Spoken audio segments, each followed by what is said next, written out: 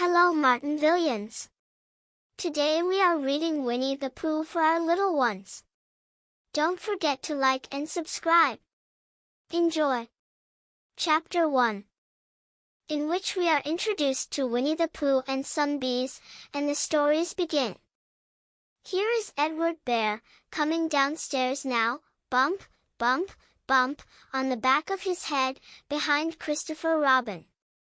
It is, as far as he knows, the only way of coming downstairs, but sometimes he feels that there really is another way, if only he could stop bumping for a moment and think of it. And then he feels that perhaps there isn't. Anyhow, here he is at the bottom, and ready to be introduced to you. Winnie the Pooh. When I first heard his name, I said, just as you are going to say, but I thought he was a boy. So did I, said Christopher Robin. Then you can't call him Winnie? I don't. But you said. Yes, Winnie the Pooh. Don't you know what that means? Ah, yes, now I do, I said quickly, and I hope you do too, because it is all the explanation you are going to get. Sometimes Winnie the Pooh likes a game of some sort when he comes downstairs, and sometimes he likes to sit quietly in front of the fire and listen to a story. This evening. What about a story? Said Christopher Robin. What about a story? I said. Could you very sweetly tell Winnie the Pooh one? I suppose I could, I said. What sort of stories does he like? About himself. Because he is that sort of bear. Oh, I see. So could you very sweetly? I'll try, I said. So I tried. Once upon a time, a very long time ago now, about last Friday, Winnie the Pooh lived in a forest all by himself under the name of Sanders. What does under the name mean? Asked Christopher Robin. It means he had the name over the door in gold letters, and lived under it. Winnie the Pooh wasn't quite sure, said Christopher Robin. Now I am, said a growly voice. Then I will go on, said I.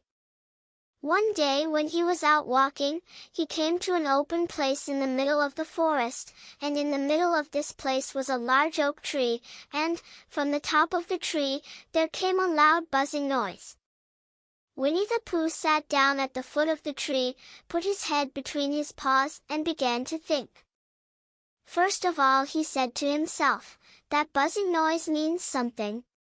You don't get a buzzing noise like that, just buzzing and buzzing, without its meaning something. If there is a buzzing noise, somebody is making a buzzing noise, and the only reason for making a buzzing noise that I know of is because you're a bee. Then he thought another long time, and said, and the only reason for being a bee that I know of is making honey.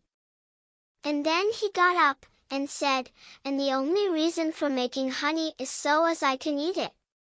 So he began to climb the tree. He climbed and he climbed and he climbed, and as he climbed he sang a little song to himself. It went like this. Isn't it funny how a bear likes honey? Buzz! Buzz! Buzz! I wonder why he does. Then he climbed a little further, and a little further, and then just a little further. By that time he had thought of another song. It's a very funny thought that, if bears were bees, they'd build their nests at the bottom of trees. And that being so, if the bees were bears, we shouldn't have to climb up all these stairs. He was getting rather tired by this time, so that is why he sang a complaining song. He was nearly there now, and if he just stood on that branch. Crack! Oh, help, said Pooh, as he dropped 10 feet on the branch below him. If only I hadn't he said, as he bounced 20 feet on to the next branch. You see, what I meant to do, he explained, as he turned head over heels, and crashed on to another branch 30 feet below, what I meant to do. Of course, it was rather, he admitted, as he slithered very quickly through the next 6 branches. It all comes, I suppose, he decided, as he said goodbye to the last branch, spun round 3 times, and flew gracefully into a gorse bush. It all comes of liking honey so much. Oh, help! He crawled out of the gorse bush, brushed the prickles from his nose, and began to think again. And the first person he thought of was Christopher Robin. "Was that me?" said Christopher Robin in an odd voice, hardly daring to believe it. "That was you." Christopher Robin said nothing, but his eyes got larger and larger, and his face got pinker and pinker. So Winnie the Pooh went round to his friend Christopher Robin, who lived behind a green door in another part of the forest. "Good morning, Christopher Robin," he said. "Good morning, Winnie the Pooh," said you. "I wonder if you've got such a thing as a balloon about you?" "A balloon?" "Yes, I just said to myself coming along, I wonder if Christopher Robin has such a thing as a balloon about him? I just said it to myself, thinking of balloons, and wondering." "What do you want a balloon for?" you said. Winnie the Pooh looked round to see that nobody was listening, put his paw to his mouth, and said in a deep whisper, "Honey." "But you don't get honey with balloons." "I do," said Pooh. "Well, it just happened that you had been to a party the day before at the house of your friend Piglet, and you had balloons at the party. You had had a big green balloon, and one of Rabbit's relations had had a big blue one, and had left it behind, being really too young to go to a party at all, and so you had brought the green one and the blue one home with you." "Which one would you like?" you asked Pooh. He put his head between his paws and thought very carefully. "It's like this," he said. "When you go after honey with a balloon, the great thing is not to let the bees know you're coming. Now, if you have a green balloon, they might think you are only part of the tree, and not notice you, and, if you have a blue balloon, they might think you are only part of the sky, and not notice you, and the question is, which is most likely?" "Wouldn't they notice you underneath the balloon?" you asked. "They might or they might not," said Winnie the Pooh. "You never can tell with bees." He thought for a moment and said, "I shall try to look like a small black cloud. That will deceive them." "Then you had better have the blue balloon," you said, and so it was decided. Well, you both went out with the blue balloon, and you took your gun with you, just in case, as you always did, and Winnie the Pooh went to a very muddy place that he knew of, and rolled until he was black all over. And then, when the balloon was blown up as big, and you and Pooh were both holding on to the string, you let go suddenly, and Pooh Bear floated gracefully up into the sky, and stayed there level with the top of the tree and about 20 feet away from it. "Hooray!" you shouted. "Isn't that fine?" shouted Winnie the Pooh down to you. "What do I look like?" "You look like a bear holding on to a balloon," you said. "Not," said Pooh anxiously, "not like a small black cloud in a blue sky?" "Not very much." "Ah, well, perhaps from up here it looks different. And, as I say, you never can tell with bees." There was no wind to blow him nearer to the tree, so there he stayed. He could see the honey, he could smell the honey, but he couldn't quite reach the honey. After a little while he called down to you. "Christopher Robin," he said in a loud whisper. "Hello. I think the bees suspect something." "What sort of thing?" "I don't know. But something tells me that they're suspicious. Perhaps they think that you're after their honey." "It may be that. You never can tell with bees." There was another little silence, and then he called down to you again. "Christopher Robin." "Yes?" "Have you an umbrella in your house?" I think so. I wish you would bring it out here, and walk up and down with it, and look up at me every now and then, and say tut-tut, it looks like rain. I think, if you did that, it would help the deception which we are practicing on these bees. Well, you laughed to yourself, silly old bear, but you didn't say it aloud because you were so fond of him, and you went home for your umbrella. Oh, there you are, called down Winnie the Pooh, as soon as you got back to the tree. I was beginning to get anxious. I have discovered that the bees are now definitely suspicious. Shall I put my umbrella up? You said. Yes, but wait a moment. We must be practical. The important bee to deceive is the queen bee. Can you see which is the queen bee from down there? No. A pity. Well, now, if you walk up and down with your umbrella, saying, tut-tut, it looks like rain, I shall do what I can by singing a little cloud song, such as a cloud might sing. Go! So, while you walked up and down and wondered if it would rain, Winnie the Pooh sang this song. How sweet to be a cloud, floating in the blue. Every little cloud always sings aloud. How sweet to be a cloud, floating in the blue. It makes him very proud to be a little cloud. The bees were still buzzing as suspiciously as ever. Some of them, indeed, left their nests and flew all round the cloud as it began the second verse of this song, and one bee sat down on the nose of the cloud for a moment, and then got up again. Christopher Robin, called out the cloud. Yes? I have just been thinking, and I have come to a very important decision. These are the wrong sort of bees. Are they? Quite the wrong sort. So I should think they would make the wrong sort of honey, shouldn't you? Would they? Yes. So I think I shall come down. How? Asked you. Winnie the Pooh hadn't thought about this. If he let go of the string, he would fall bump, and he didn't like the idea of that. So he thought for a long time, and then he said, Christopher Robin, you must shoot the balloon with your gun. Have you got your gun? Of course I have, you said. But if I do that, it will spoil the balloon, you said. But if you don't, said Pooh, I shall have to let go, and that would spoil me. When he put it like this, you saw how it was, and you aimed very carefully at the balloon, and fired. Ow, said Pooh. Did I miss? You asked.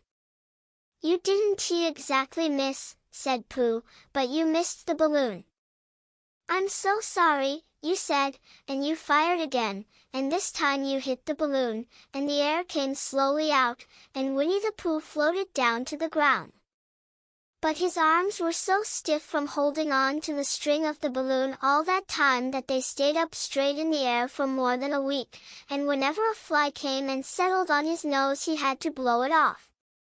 And I think, but I am not sure, that is why he was always called Pooh. Is that the end of the story? Asked Christopher Robin. That's the end of that one. There are others. About Pooh and me? And Piglet and Rabbit and all of you. Don't you remember? I do remember, and then when I try to remember, I forget. That day when Pooh and Piglet tried to catch the heffalump. They didn't catch it, did they? No. Pooh couldn't because he hasn't any brain. Did I catch it? Well, that comes into the story. Christopher Robin nodded. I do remember, he said, only Pooh doesn't very well, so that's why he likes having it told to him again. Because then it's a real story and not just a remembering. That's just how I feel, I said. Christopher Robin gave a deep sigh, picked his bear up by the leg, and walked off to the door, trailing Pooh behind him. At the door he turned and said, "Coming to see me have my bath?" "I might," I said. "I didn't hurt him when I shot him, did I?" "Not a bit." He nodded and went out, and in a moment I heard Winnie the Pooh bump, bump, bump going up the stairs behind him. Chapter 2. In which Pooh goes visiting and gets into a tight place.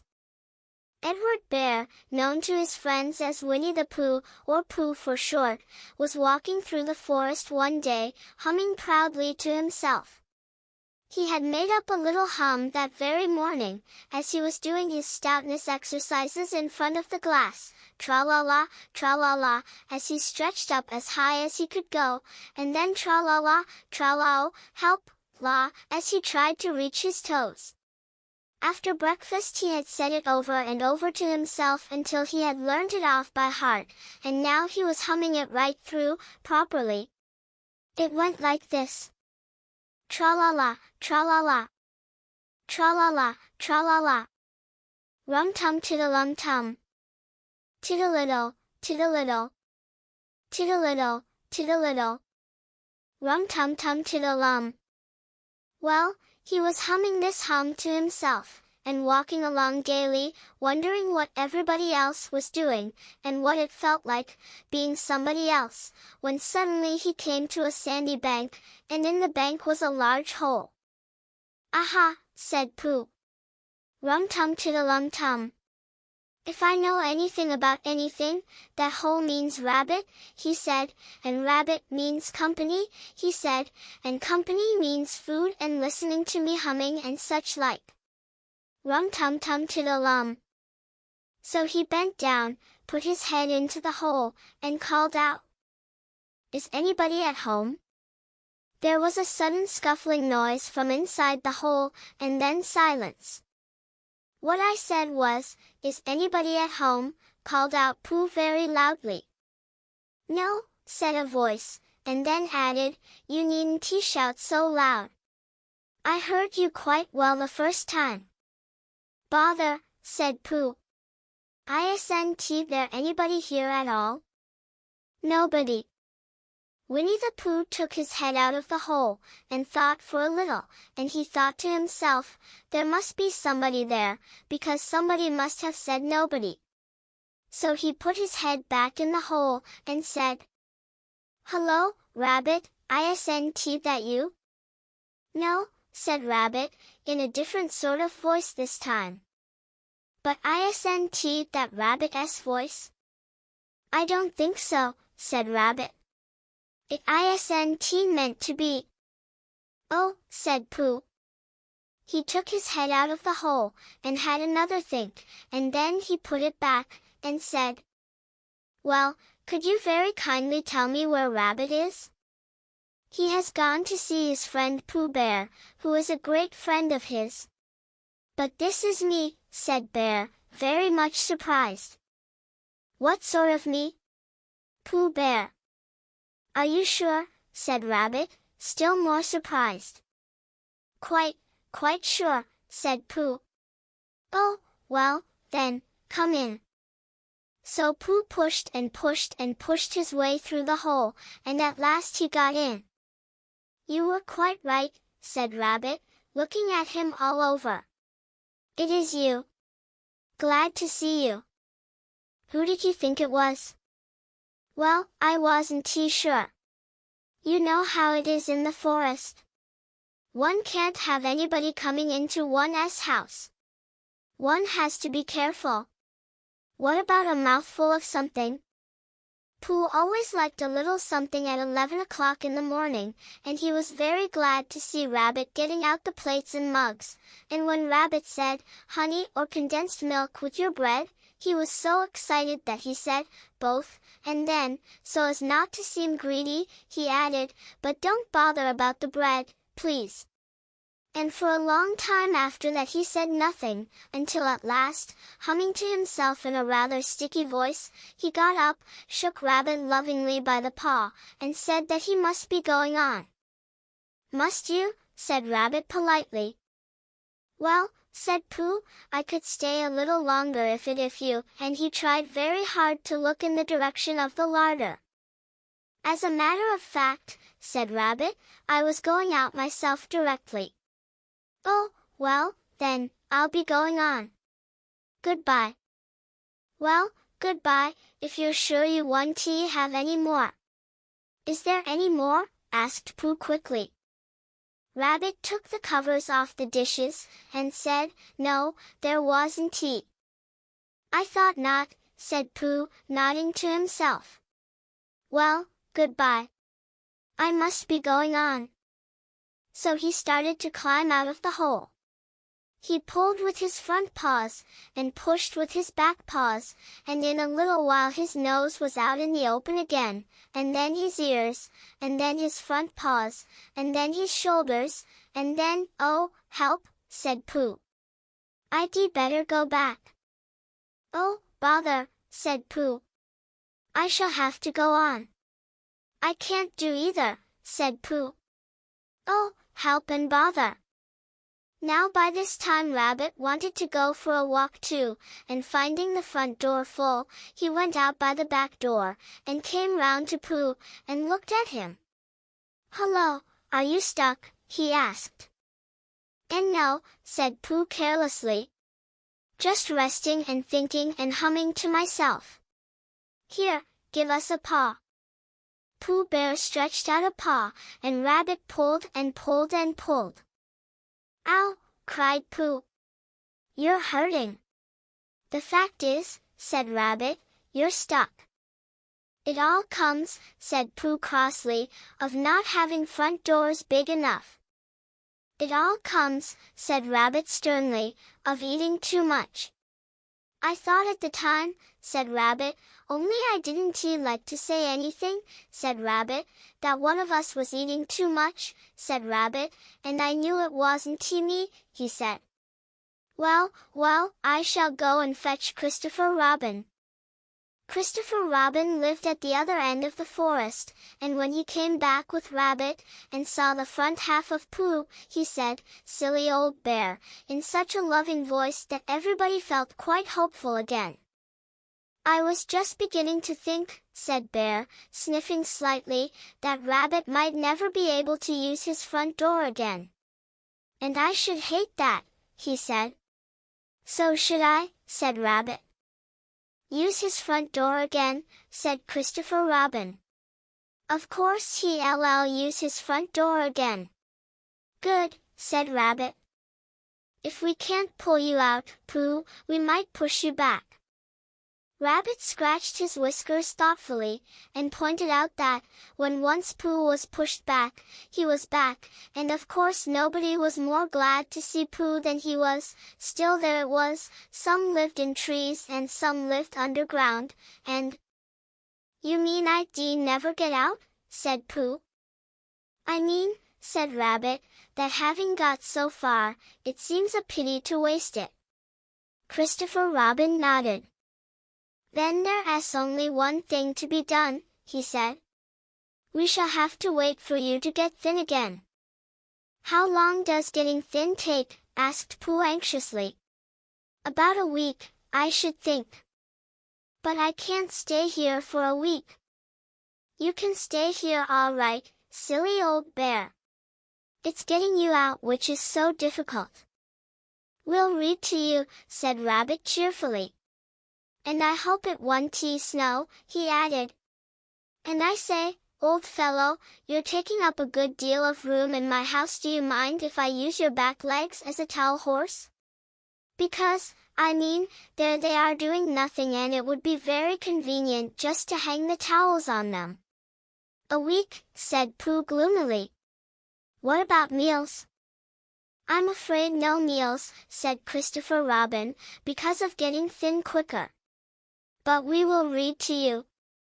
Bear began to sigh, and then found he couldn't because he was so tightly stuck, and a tear rolled down his eye, as he said, "Then would you read a sustaining book, such as would help and comfort a wedged bear in great tightness?" So for a week Christopher Robin read that sort of book at the north end of Pooh, and Rabbit hung his washing on the south end, and in between Bear felt himself getting slenderer and slenderer. And at the end of the week Christopher Robin said, "Now." So he took hold of Pooh's front paws and Rabbit took hold of Christopher Robin, and all Rabbit's friends and relations took hold of Rabbit, and they all pulled together. And for a long time Pooh only said, "Ow!" and "Oh!" And then, all of a sudden, he said, "Pop," just as if a cork were coming out of a bottle. And Christopher Robin and Rabbit and all Rabbit's friends and relations went head over heels backwards, and on the top of them came Winnie the Pooh free. So, with a nod of thanks to his friends, he went on with his walk through the forest, humming proudly to himself. But Christopher Robin looked after him lovingly, and said to himself, "Silly old bear." Chapter 3, in which Pooh and Piglet go hunting and nearly catch a woozle. The Piglet lived in a very grand house in the middle of a beech tree, and the beech tree was in the middle of the forest, and the Piglet lived in the middle of the house. Next to his house was a piece of broken board which had "Trespassers W" on it. When Christopher Robin asked the Piglet what it meant, he said it was his grandfather's name, and had been in the family for a long time. Christopher Robin said you couldn't be called Trespassers W, and Piglet said yes, you could, because his grandfather was, and it was short for Trespassers Will, which was short for Trespassers William. And his grandfather had had two names in case he lost one, Trespassers after an uncle, and William after Trespassers. "I've got two names," said Christopher Robin carelessly. "Well, there you are, that proves it," said Piglet. One fine winter's day when Piglet was brushing away the snow in front of his house, he happened to look up, and there was Winnie the Pooh. Pooh was walking round and round in a circle, thinking of something else, and when Piglet called to him, he just went on walking. "Hello," said Piglet, "what are you doing?" "Hunting," said Pooh. "Hunting what?" "Tracking something," said Winnie the Pooh very mysteriously. "Tracking what?" said Piglet, coming closer. "That's just what I ask myself. I ask myself, what? What do you think you'll answer?" "I shall have to wait until I catch up with it," said Winnie the Pooh. "Now, look there." He pointed to the ground in front of him. "What do you see there?" "Tracks," said Piglet. "Paw marks." He gave a little squeak of excitement. "Oh, Pooh! Do you think it's a woozle?" "It may be," said Pooh. "Sometimes it is, and sometimes it isn't. You never can tell with paw marks." With these few words he went on tracking, and Piglet, after watching him for a minute or two, ran after him. Winnie the Pooh had come to a sudden stop, and was bending over the tracks in a puzzled sort of way. "What's the matter?" asked Piglet. "It's a very funny thing," said Bear, "but there seem to be two animals now. This whatever it was has been joined by another whatever it is, and the two of them are now proceeding in company. Would you mind coming with me, Piglet, in case they turn out to be hostile animals?" Piglet scratched his ear in a nice sort of way, and said that he had nothing to do until Friday, and would be delighted to come, in case it really was a woozle. "You mean, in case it really is two woozles," said Winnie the Pooh, and Piglet said that anyhow he had nothing to do until Friday. So off they went together. There was a small spinney of larch trees just here, and it seemed as if the two woozles, if that is what they were, had been going round this spinney. So round this spinney went Pooh and Piglet after them, Piglet passing the time by telling Pooh what his grandfather Trespassers W had done to remove stiffness after tracking, and how his grandfather Trespassers W had suffered in his later years from shortness of breath. and other matters of interest, and Pooh wondering what a grandfather was like. And if perhaps this was two grandfathers they were after now, and, if so, whether he would be allowed to take one home and keep it, and what Christopher Robin would say. And still the tracks went on in front of them. Suddenly Winnie the Pooh stopped, and pointed excitedly in front of him. "Look!" "What?" said Piglet, with a jump. And then, to show that he hadn't been frightened, he jumped up and down once or twice more in an exercising sort of way.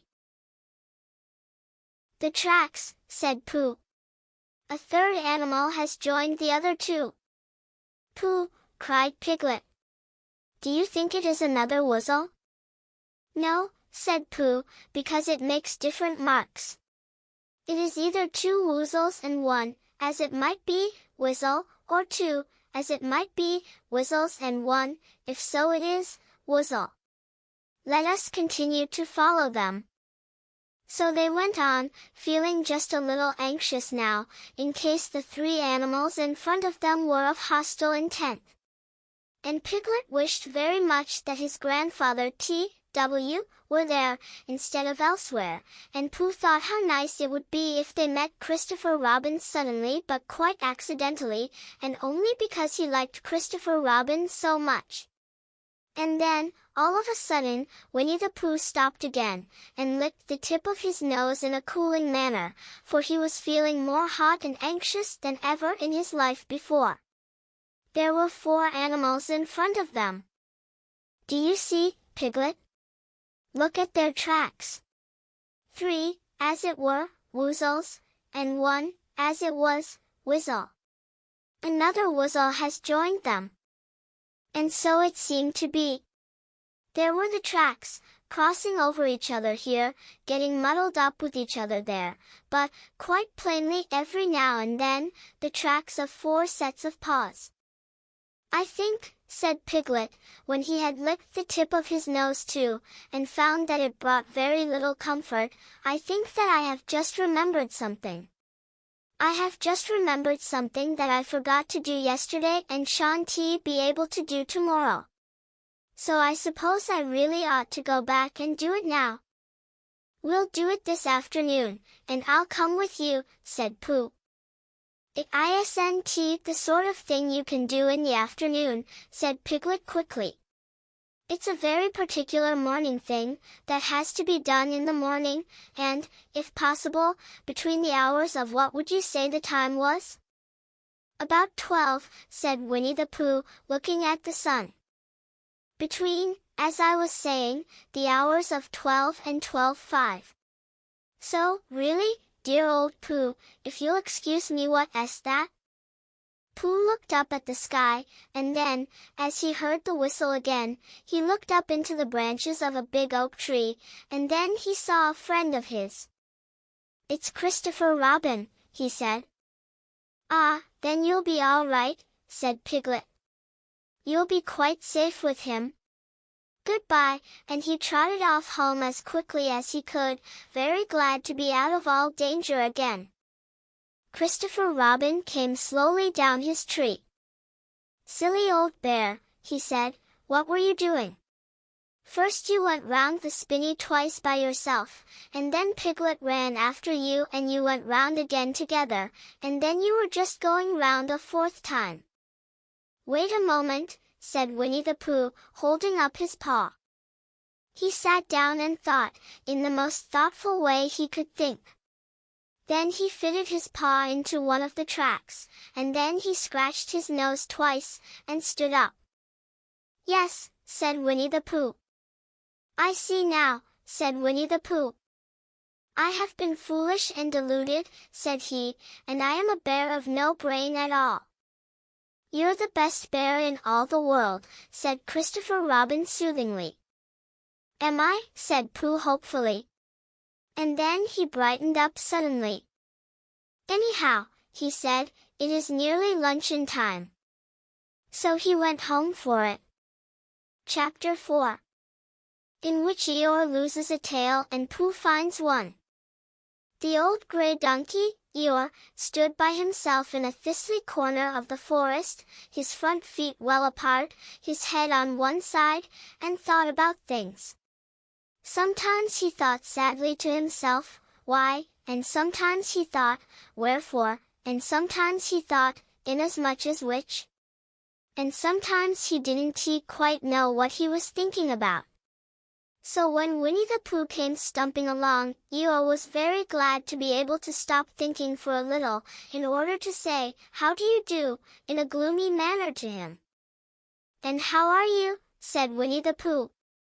Eeyore shook his head from side to side. "Not very how," he said. "I don't seem to have felt at all how for a long time." "Dear, dear," said Pooh, "I'm sorry about that. Let us have a look at you." So Eeyore stood there, gazing sadly at the ground, and Winnie the Pooh walked all round him once. "Why, what has happened to your tail?" he said in surprise. "What has happened to it?" said Eeyore. "It isn't there." "Are you sure?" "Well, either a tail is there or it isn't there. You can't make a mistake about it. And yours isn't there."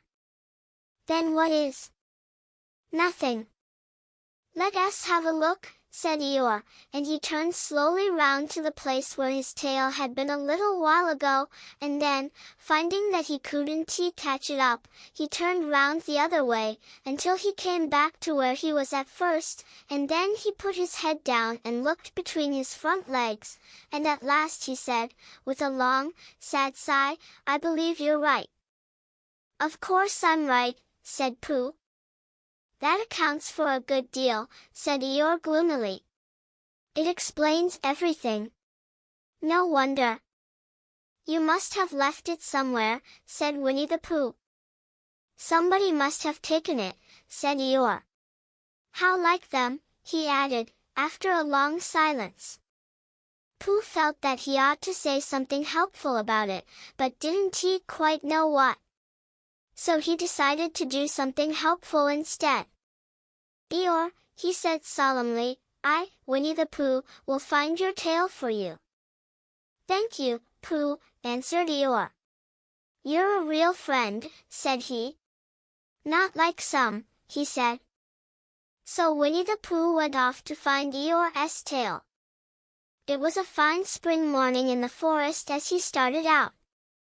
Little soft clouds played happily in a blue sky, skipping from time to time in front of the sun as if they had come to put it out, and then sliding away suddenly so that the next might have his turn. Through them and between them the sun shone bravely, and a copse which had worn its furs all the year round seemed old and dowdy now beside the new green lace which the beeches had put on so prettily. Through copse and spinney marched Bear, down open slopes of gorse and heather, over rocky beds of streams, up steep banks of sandstone into the heather again, and so at last, tired and hungry, to the 100-acre wood. For it was in the 100-acre wood that Owl lived. "And if anyone knows anything about anything," said Bear to himself, "it's Owl who knows something about something," he said, "or my name's not Winnie the Pooh," he said. "Which it is," he added. So there you are. Owl lived at the Chestnuts, an old-world residence of great charm, which was grander than anybody else's, or seemed so to Bear, because it had both a knocker and a bell-pull. Underneath the knocker there was a notice which said, "Please ring if an answer is required." Underneath the bell-pull there was a notice which said, "Please note if an answer is not required." These notices had been written by Christopher Robin, who was the only one in the forest who could spell, for Owl, wise though he was in many ways, able to read and write and spell his own name WOL, yet somehow went all to pieces over delicate words like measles and buttered toast. Winnie the Pooh read the two notices very carefully, first from left to right, and afterwards, in case he had missed some of it, from right to left. Then, to make quite sure, he knocked and pulled the knocker, and he pulled and knocked the bell rope, and he called out in a very loud voice, "Owl! I require an answer. It's Bear speaking." And the door opened, and Owl looked out. "Hello, Pooh," he said. "How is things?" "Terrible and sad," said Pooh, "because Eeyore, who is a friend of mine, has lost his tail. And he is moping about it. So could you very kindly tell me how to find it for him?" "Well," said Owl, "the customary procedure in such cases is as follows." "What does crustimony prosy cake mean?" said Pooh. "For I am a bear of very little brain, and long words bother me." "It means the thing to do." "As long as it means that, I don't mind," said Pooh humbly. "The thing to do is as follows. First, issue a reward. Then—" "Just a moment," said Pooh, holding up his paw. "What do we do to this what you were saying? You sneezed just as you were going to tell me." "I didn't sneeze."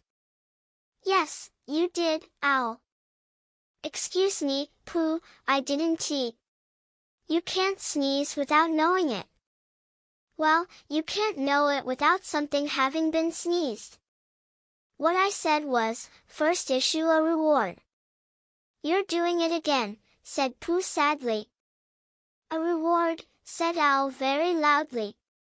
"We write a notice to say that we will give a large something to anybody who finds Eeyore's tail." I see," said Pooh, nodding his head.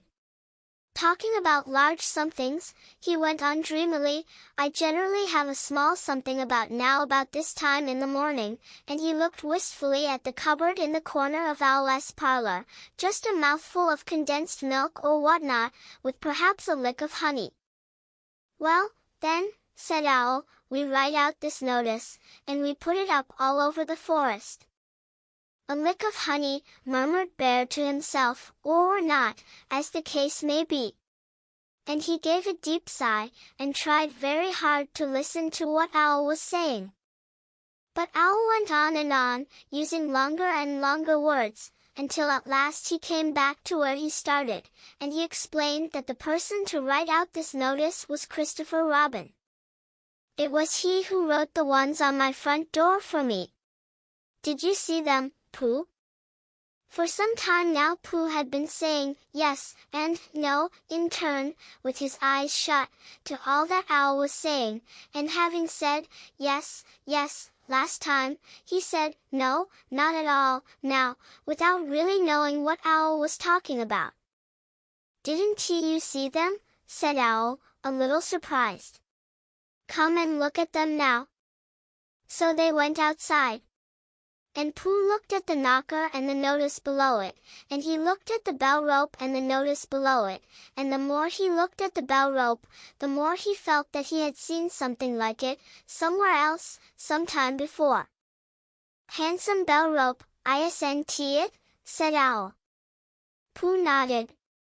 "It reminds me of something," he said, "but I can't think what."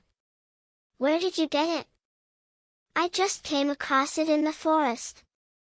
It was hanging over a bush, and I thought at first somebody lived there, so I rang it, and nothing happened, and then I rang it again very loudly, and it came off in my hand, and as nobody seemed to want it, I took it home, and—" "Owl," said Pooh solemnly, "you made a mistake. Somebody did want it." "Who?" "Eeyore. My dear friend Eeyore. He was fond of it." "Fond of it?" "Attached to it," said Winnie the Pooh sadly. So with these words he unhooked it, and carried it back to Eeyore, and when Christopher Robin had nailed it on in its right place again, Eeyore frisked about the forest, waving his tail so happily that Winnie the Pooh came over all funny, and had to hurry home for a little snack of something to sustain him. And, wiping his mouth half an hour afterwards, he sang to himself proudly. "Who found the tail?" "I," said Pooh. "At 1/4 to 2. Only it was 11:15 really. I found the tale. Chapter 5. In which Piglet meets a heffalump. One day, when Christopher Robin and Winnie the Pooh and Piglet were all talking together, Christopher Robin finished the mouthful he was eating and said carelessly, "I saw a heffalump today, Piglet."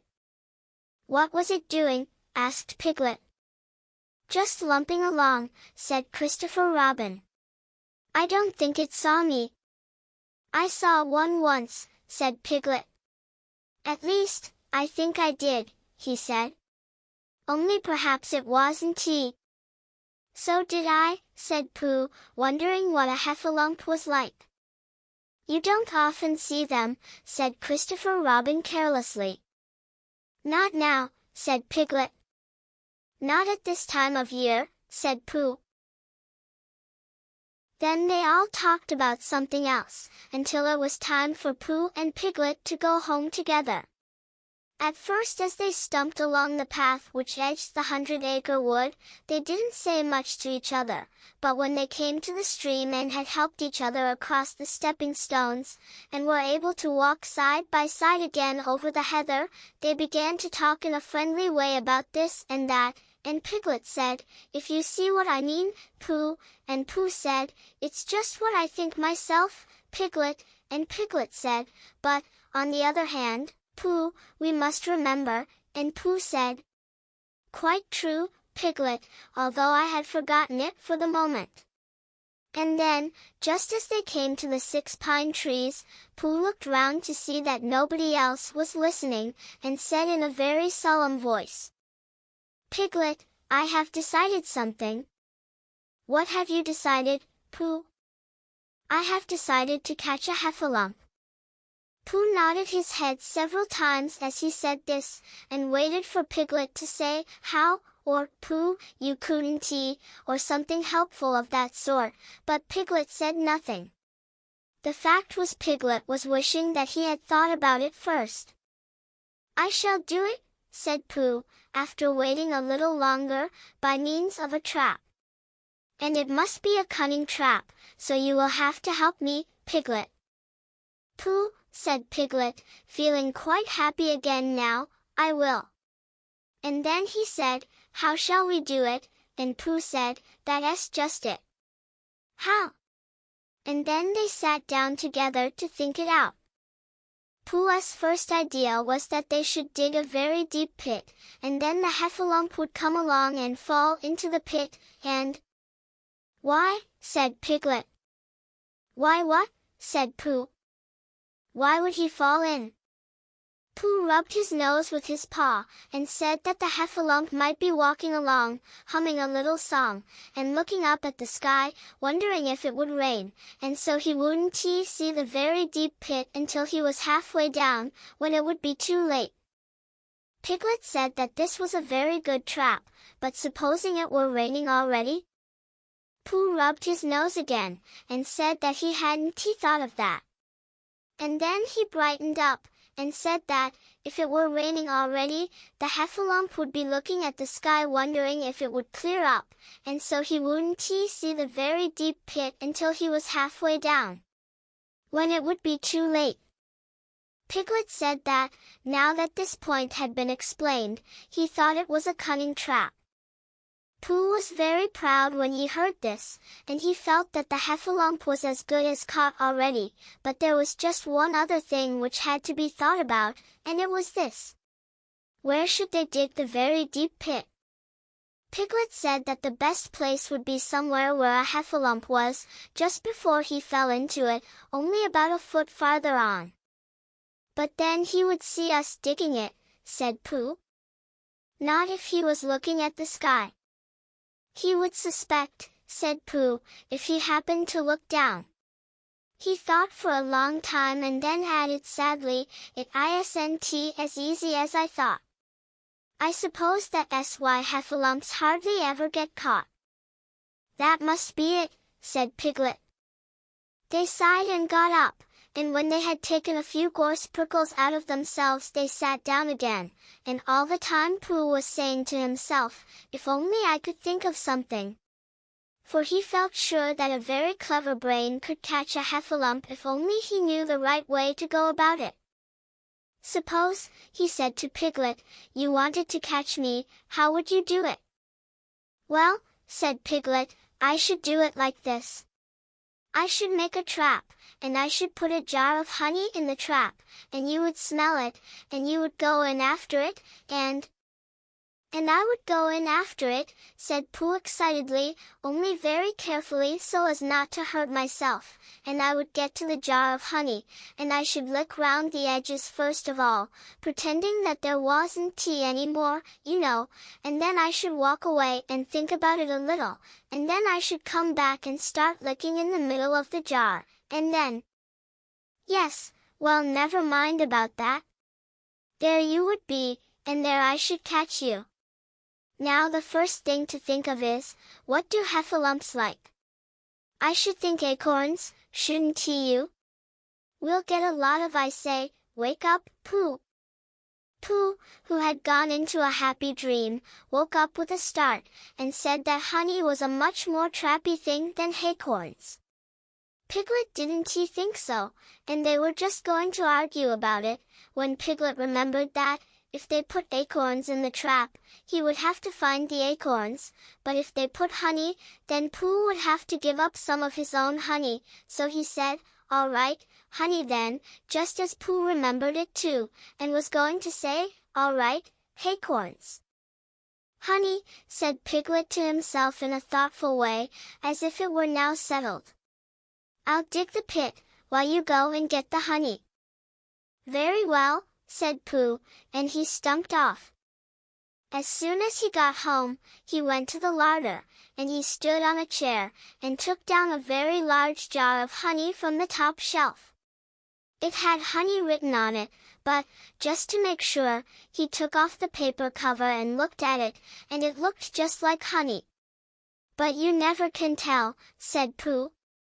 "I remember my uncle saying once that he had seen cheese just this color." So he put his tongue in, and took a large lick. "Yes," he said, "it is. No doubt about that. And honey, I should say, right down to the bottom of the jar. Unless, of course," he said, "somebody put cheese in at the bottom just for a joke. Perhaps I had better go a little further, just in case heffalumps don't like cheese, same as me. Ah!" And he gave a deep sigh. "I was right. It is honey, right the way down." Having made certain of this, he took the jar back to Piglet, and Piglet looked up from the bottom of his very deep pit, and said, "Got it?" And Pooh said, "Yes, but it isn't quite a full jar," and he threw it down to Piglet, and Piglet said, "No, it isn't. Is that all you've got left?" And Pooh said, "Yes." Because it was. So Piglet put the jar at the bottom of the pit, and climbed out, and they went off home together. "Well, good night, Pooh," said Piglet, when they had got to Pooh's house. "And we meet at 6 o'clock tomorrow morning by the pine trees, and see how many heffalumps we've got in our trap." 6 o'clock, Piglet. "And have you got any string?" "No." "Why do you want string?" "To lead them home with." "Oh! I think heffalumps come if you whistle." "Some do and some don't. You never can tell with heffalumps." "Well, good night." "Good night." And off Piglet trotted to his house trespassers while Pooh made his preparations for bed. Some hours later, just as the night was beginning to steal away, Pooh woke up suddenly with a sinking feeling. He had had that sinking feeling before, and he knew what it meant. He was hungry. So he went to the larder, and he stood on a chair and reached up to the top shelf, and found nothing. "That's funny," he thought. "I know I had a jar of honey there. A full jar, full of honey right up to the top, and it had honey written on it, so that I should know it was honey. That's very funny. And then he began to wander up and down, wondering where it was and murmuring a murmur to himself. Like this. It's very, very funny. 'Cause I know I had some honey. 'Cause it had a label on, saying honey. A galoptious full-up pot too. And I don't know where it's got to. No, I don't know where it's gone. Well, it's funny. He had murmured this to himself 3 times in a singing sort of way, when suddenly he remembered. He had put it into the cunning trap to catch the heffalump. Bother, said Pooh. It all comes of trying to be kind to heffalumps. And he got back into bed. But he couldn't sleep. The more he tried to sleep, the more he couldn't. He tried counting sheep, which is sometimes a good way of getting to sleep, and, as that was no good, he tried counting heffalumps. And that was worse. Because every heffalump that he counted was making straight for a pot of Pooh's honey, and eating it all. For some minutes he lay there miserably, but when the 587th heffalump was licking its jaws, and saying to itself, "Very good honey this, I don't know when I've tasted better," Pooh could bear it no longer. He jumped out of bed, he ran out of the house, and he ran straight to the 6 pine trees. The sun was still in bed, but there was a lightness in the sky over the 100-acre wood which seemed to show that it was waking up and would soon be kicking off the clothes. In the half-light the pine trees looked cold and lonely, and the very deep pit seemed deeper than it was, and Pooh's jar of honey at the bottom was something mysterious, a shape and no more. But as he got nearer to it his nose told him that it was indeed honey, and his tongue came out and began to polish up his mouth, ready for it. Bother, said Pooh, as he got his nose inside the jar. A heffalump has been eating it. And then he thought a little and said, "Oh, no, I did. I forgot." Indeed, he had eaten most of it. But there was a little left at the very bottom of the jar, and he pushed his head right in, and began to lick. By and by Piglet woke up. As soon as he woke he said to himself, "Oh!" Then he said bravely, "Yes," and then, still more bravely, "Quite so." But he didn't feel very brave, for the word which was really jiggling about in his brain was heffalumps. What was a heffalump like? Was it fierce? Did it come when you whistled? And how did it come? Was it fond of pigs at all? If it was fond of pigs, did it make any difference what sort of pig? Supposing it was fierce with pigs, would it make any difference if the pig had a grandfather called Trespassers William? He didn't know the answer to any of these questions, and he was going to see his first heffalump in about an hour from now.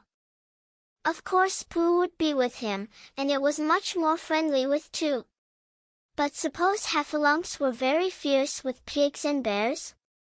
Wouldn't it be better to pretend that he had a headache, and couldn't he go up to the 6 pine trees this morning? But then suppose that it was a very fine day, and there was no heffalump in the trap, here he would be, in bed all the morning, simply wasting his time for nothing. What should he do? And then he had a clever idea. He would go up very quietly to the 6 pine trees now, peep very cautiously into the trap, and see if there was a heffalump there. And if there was, he would go back to bed, and if there wasn't he wouldn't. So off he went.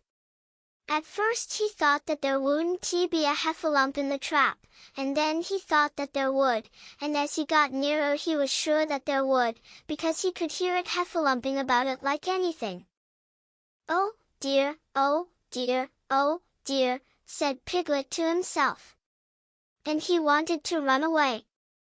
But somehow, having got so near, he felt that he must just see what a heffalump was like. So he crept to the side of the trap and looked in. And all the time Winnie the Pooh had been trying to get the honey jar off his head. The more he shook it, the more tightly it stuck. "Bother," he said, inside the jar, and "oh, help," and, mostly, "ow."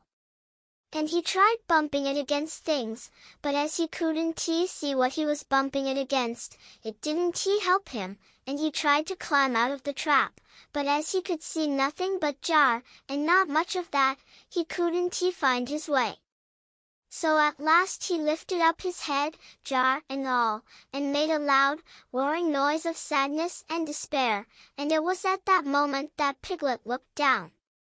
"Help! Help!" cried Piglet, "a heffalump, a horrible heffalump," and he scampered off as hard as he could, still crying out, "Help! Help! A horrible heffalump! Hoff! Hoff! A hellable horrorlump! Hull! Hull! A hoffable hellarump!" And he didn't stop crying and scampering until he got to Christopher Robin's house. "Whatever's the matter, Piglet?" said Christopher Robin, who was just getting up. "Hef," said Piglet, breathing so hard that he could hardly speak, "a heffalump." "Where?" "Up there," said Piglet, waving his paw. "What did it look like?" Like it had the biggest head you ever saw, Christopher Robin. "A great enormous thing, like nothing. A huge big well, like I don't know, like an enormous big nothing. Like a jar." "Well," said Christopher Robin, putting on his shoes, "I shall go and look at it. Come on."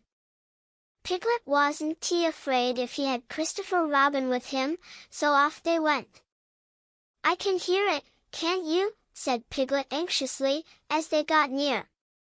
"I can hear something," said Christopher Robin. It was Pooh bumping his head against a tree root he had found. "There," said Piglet. "Isn't it awful?" And he held on tight to Christopher Robin's hand. Suddenly Christopher Robin began to laugh, and he laughed, and he laughed, and he laughed. And while he was still laughing, crash went the heffalomp's head against the tree root, smash went the jar, and out came Pooh's head again. Then Piglet saw what a foolish piglet he had been, and he was so ashamed of himself that he ran straight off home and went to bed with a headache. But Christopher Robin and Pooh went home to breakfast together. "Oh, Bear," said Christopher Robin. "How I do love you." "So do I," said Pooh. Chapter 6. In which Eeyore has a birthday and gets 2 presents. Eeyore, the old gray donkey, stood by the side of the stream, and looked at himself in the water. "Pathetic," he said. "That's what it is. Pathetic." He turned and walked slowly down the stream for 20 yards, splashed across it, and walked slowly back on the other side. Then he looked at himself in the water again. "As I thought," he said. "No better from this side. But nobody minds. Nobody cares. Pathetic, that's what it is." There was a crackling noise in the bracken behind him, and out came Pooh. "Good morning, Eeyore," said Pooh. "Good morning, Pooh Bear," said Eeyore gloomily. "If it is a good morning," he said. "Which I doubt," said he. "Why, what's the matter?" "Nothing, Pooh Bear, nothing. We can't all, and some of us don't. That's all there is to it." "Can't all what?" said Pooh, rubbing his nose. "Gaiety. Song and dance. Here we go round the mulberry bush." "Oh," said Pooh. He thought for a long time, and then asked, "What mulberry bush is that?" "Bonhomie," went on Eeyore gloomily. "French word meaning bonhomie," he explained. "I'm not complaining, but there it is." Pooh sat down on a large stone, and tried to think this out. It sounded to him like a riddle, and he was never much good at riddles, being a bear of very little brain. So he sang Cottleston Pie instead. Cottleston, Cottleston, Cottleston Pie. A fly can't bird, but a bird can fly. Ask me a riddle and I reply. Cottleston, Cottleston, Cottleston Pie. That was the first verse. When he had finished it, Eeyore didn't actually say that he didn't like it, so Pooh very kindly sang the second verse to him. Cottleston, Cottleston, Cottleston Pie. A fish can't whistle and neither can I. Ask me a riddle and I reply. Cottleston, Cottleston, Cottleston Pie. Eeyore still said nothing at all, so Pooh hummed the third verse quietly to himself. Cottleston, Cottleston, Cottleston Pie. Why does a chicken, I don't know why. Ask me a riddle and I reply. Cottleston, Cottleston, Cottleston Pie. That's right, said Eeyore. Sing. Umpty tiddly, umpty too. Here we go gathering nuts and may. Enjoy yourself. I am, said Pooh. Some can, said Eeyore. Why, what is the matter? Is anything the matter? You seem so sad, Eeyore. Sad? Why should I be sad? It's my birthday. The happiest day of the year. Your birthday? Said Pooh in great surprise. Of course it is. Can't you see? Look at all the presents I have had. He waved a foot from side to side. Look at the birthday cake. Candles and pink sugar. Pooh looked first to the right and then to the left. Presents, said Pooh. Birthday cake, said Pooh. Where? Can't you see them? No, said Pooh. Neither can I, said Eeyore. Joke, he explained. Ha ha. Pooh scratched his head, being a little puzzled by all this. But is it really your birthday? He asked. It is. Oh. Well, many happy returns of the day, Eeyore. And many happy returns to you, Pooh Bear. But it isn't my birthday. No, it's mine. But you said many happy returns. Well, why not? You don't always want to be miserable on my birthday, do you? Oh, I see, said Pooh. It's bad enough, said Eeyore, almost breaking down, being miserable myself, what with no presents and no cake and no candles, and no proper notice taken of me at all, but if everybody else is going to be miserable too. This was too much for Pooh. Stay there, he called to Eeyore, as he turned and hurried back home as quick as he could, for he felt that he must get poor Eeyore a present of some sort at once, and he could always think of a proper one afterwards. Outside his house he found Piglet, jumping up and down trying to reach the knocker. Hello, Piglet, he said. Hello, Pooh, said Piglet. What are you trying to do? I was trying to reach the knocker, said Piglet. I just came round. Let me do it for you, said Pooh kindly. So he reached up and knocked at the door. I have just seen Eeyore, he began, and poor Eeyore is in a very sad condition, because it's his birthday, and nobody has taken any notice of it, and he is very gloomy. You know what Eeyore is, and there he was, and what a long time whoever lives here is answering this door. And he knocked again. But Pooh, said Piglet, it's your own house. Oh, said Pooh. So it is, he said. Well, let us go in. So in they went. The first thing Pooh did was to go to the cupboard to see if he had quite a small jar of honey left, and he had, so he took it down. I'm giving this to Eeyore, he explained, as a present. What are you going to give? Couldn't I give it too, said Piglet. From both of us? No, said Pooh. That would not be a good plan. All right, then, I'll give him a balloon. I've got one left from my party. I'll go and get it now, shall I? That, Piglet, is a very good idea. It is just what Eeyore wants to cheer him up. Nobody can be uncheered with a balloon. So off Piglet trotted, and in the other direction went Pooh, with his jar of honey. It was a warm day, and he had a long way to go. He hadn't gone more than halfway when a sort of funny feeling began to creep all over him. It began at the tip of his nose and trickled all through him and out at the soles of his feet. It was just as if somebody inside him were saying, "Now then, Pooh, time for a little something." "Dear, dear," said Pooh, "I didn't know it was as late as that." So he sat down and took the top off his jar of honey. "Lucky I brought this with me," he thought. Many a bear going out on a warm day like this would never have thought of bringing a little something with him. And he began to eat. "Now let me see," he thought, as he took his last lick of the inside of the jar, "where was I going? Ah, yes, Eeyore."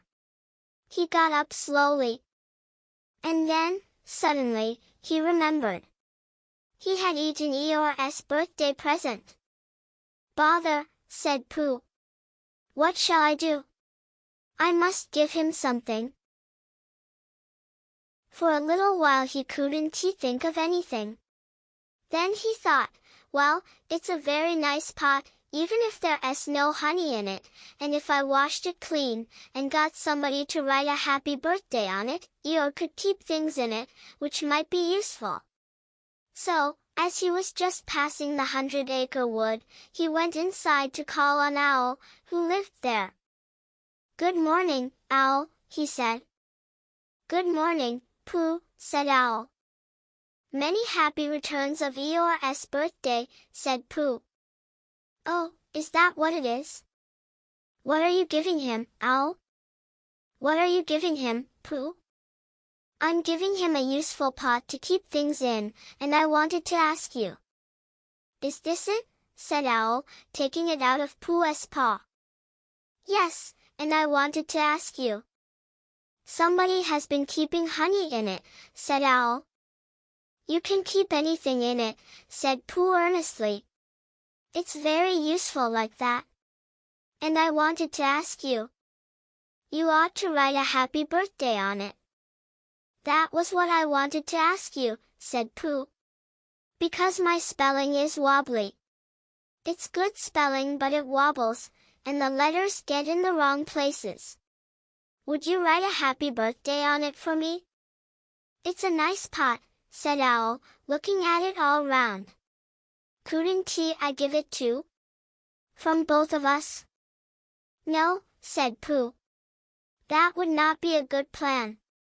Now I'll just wash it first, and then you can write on it." Well, he washed the pot out, and dried it, while Owl licked the end of his pencil, and wondered how to spell birthday. "Can you read, Pooh?" he asked a little anxiously. "There's a notice about knocking and ringing outside my door, which Christopher Robin wrote. Could you read it?" "Christopher Robin told me what it said, and then I could." "Well, I'll tell you what this says, and then you'll be able to." So Owl wrote, and this is what he wrote. "Hypey papey thuth thuthtup thufty." Pooh looked on admiringly. "I'm just saying a happy birthday," said Owl carelessly. "It's a nice long one," said Pooh, very much impressed by it. "Well, actually, of course, I'm saying a very happy birthday with love from Pooh. Naturally it takes a good deal of pencil to say a long thing like that." "Oh, I see," said Pooh. While all this was happening, Piglet had gone back to his own house to get Eeyore's balloon. He held it very tightly against himself, so that it shouldn't blow away, and he ran as fast as he could so as to get to Eeyore before Pooh did, for he thought that he would like to be the first one to give a present, just as if he had thought of it without being told by anybody. And running along, and thinking how pleased Eeyore would be, he didn't look where he was going, and suddenly he put his foot in a rabbit hole, and fell down flat on his face. Bang! Piglet lay there, wondering what had happened. At first he thought that the whole world had blown up, and then he thought that perhaps only the forest part of it had, and then he thought that perhaps only he had, and he was now alone in the moon or somewhere, and would never see Christopher Robin or Pooh or Eeyore again. And then he thought, well, even if I'm in the moon, I needn't be face downwards all the time, so he got cautiously up and looked about him. He was still in the forest. Well, that's funny, he thought. I wonder what that bang was. I couldn't have made such a noise just falling down. And where's my balloon? And what's that small piece of damp rag doing? It was the balloon. Oh, dear, said Piglet, oh, dearie, dearie, dear. Well, it's too late now. I can't go back, and I haven't another balloon, and perhaps Eeyore doesn't like balloons so very much. So he trotted on, rather sadly now, and down he came to the side of the stream where Eeyore was, and called out to him. Good morning, Eeyore, shouted Piglet. Good morning, little Piglet, said Eeyore. If it is a good morning, he said. Which I doubt, said he. Not that it matters, he said. Many happy returns of the day, said Piglet, having now got closer. Eeyore stopped looking at himself in the stream, and turned to stare at Piglet. Just say that again, he said. Many hap. Wait a moment. Balancing on 3 legs, he began to bring his 4th leg very cautiously up to his ear. I did this yesterday, he explained, as he fell down for the 3rd time. It's quite easy. It's so as I can hear better. There, that's done it. Now then, what were you saying? He pushed his ear forward with his hoof. Many happy returns of the day, said Piglet again. Meaning me? Of course, Eeyore. My birthday? Yes. Me having a real birthday? Yes, Eeyore, and I've brought you a present. Eeyore took down his right hoof from his right ear, turned round, and with great difficulty put up his left hoof. I must have that in the other ear, he said. Now then. A present, said Piglet very loudly. Meaning me again? Yes. My birthday still? Of course, Eeyore. Me going on having a real birthday? Yes, Eeyore, and I brought you a balloon. Balloon? Said Eeyore. You did say balloon. One of those big colored things you blow up. Gaiety, song and dance, here we are and there we are. Yes, but I'm afraid I am very sorry, Eeyore, but when I was running along to bring it you, I fell down. Dear, dear, how unlucky.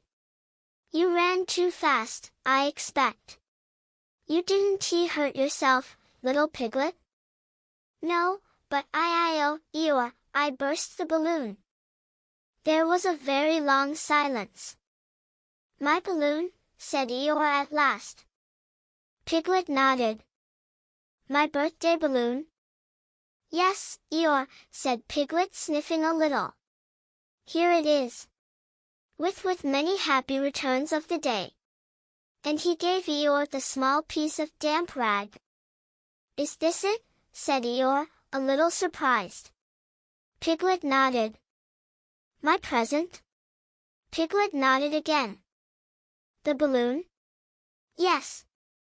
Thank you, Piglet, said Eeyore.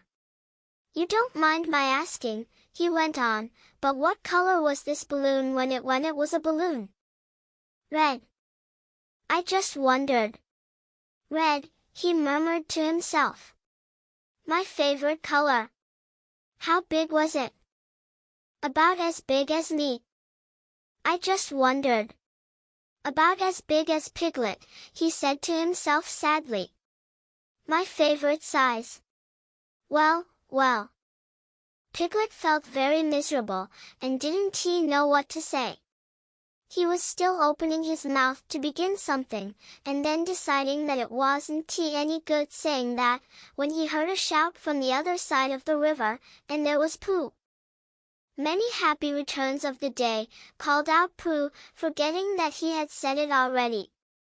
Thank you, Pooh, I'm having them, said Eeyore gloomily. I've brought you a little present, said Pooh excitedly. I've had it, said Eeyore. Pooh had now splashed across the stream to Eeyore, and Piglet was sitting a little way off, his head in his paws, snuffling to himself. It's a useful pot, said Pooh. Here it is. And it's got a very happy birthday with love from Pooh written on it. That's what all that writing is. And it's for putting things in. There. When Eeyore saw the pot, he became quite excited. Why, he said.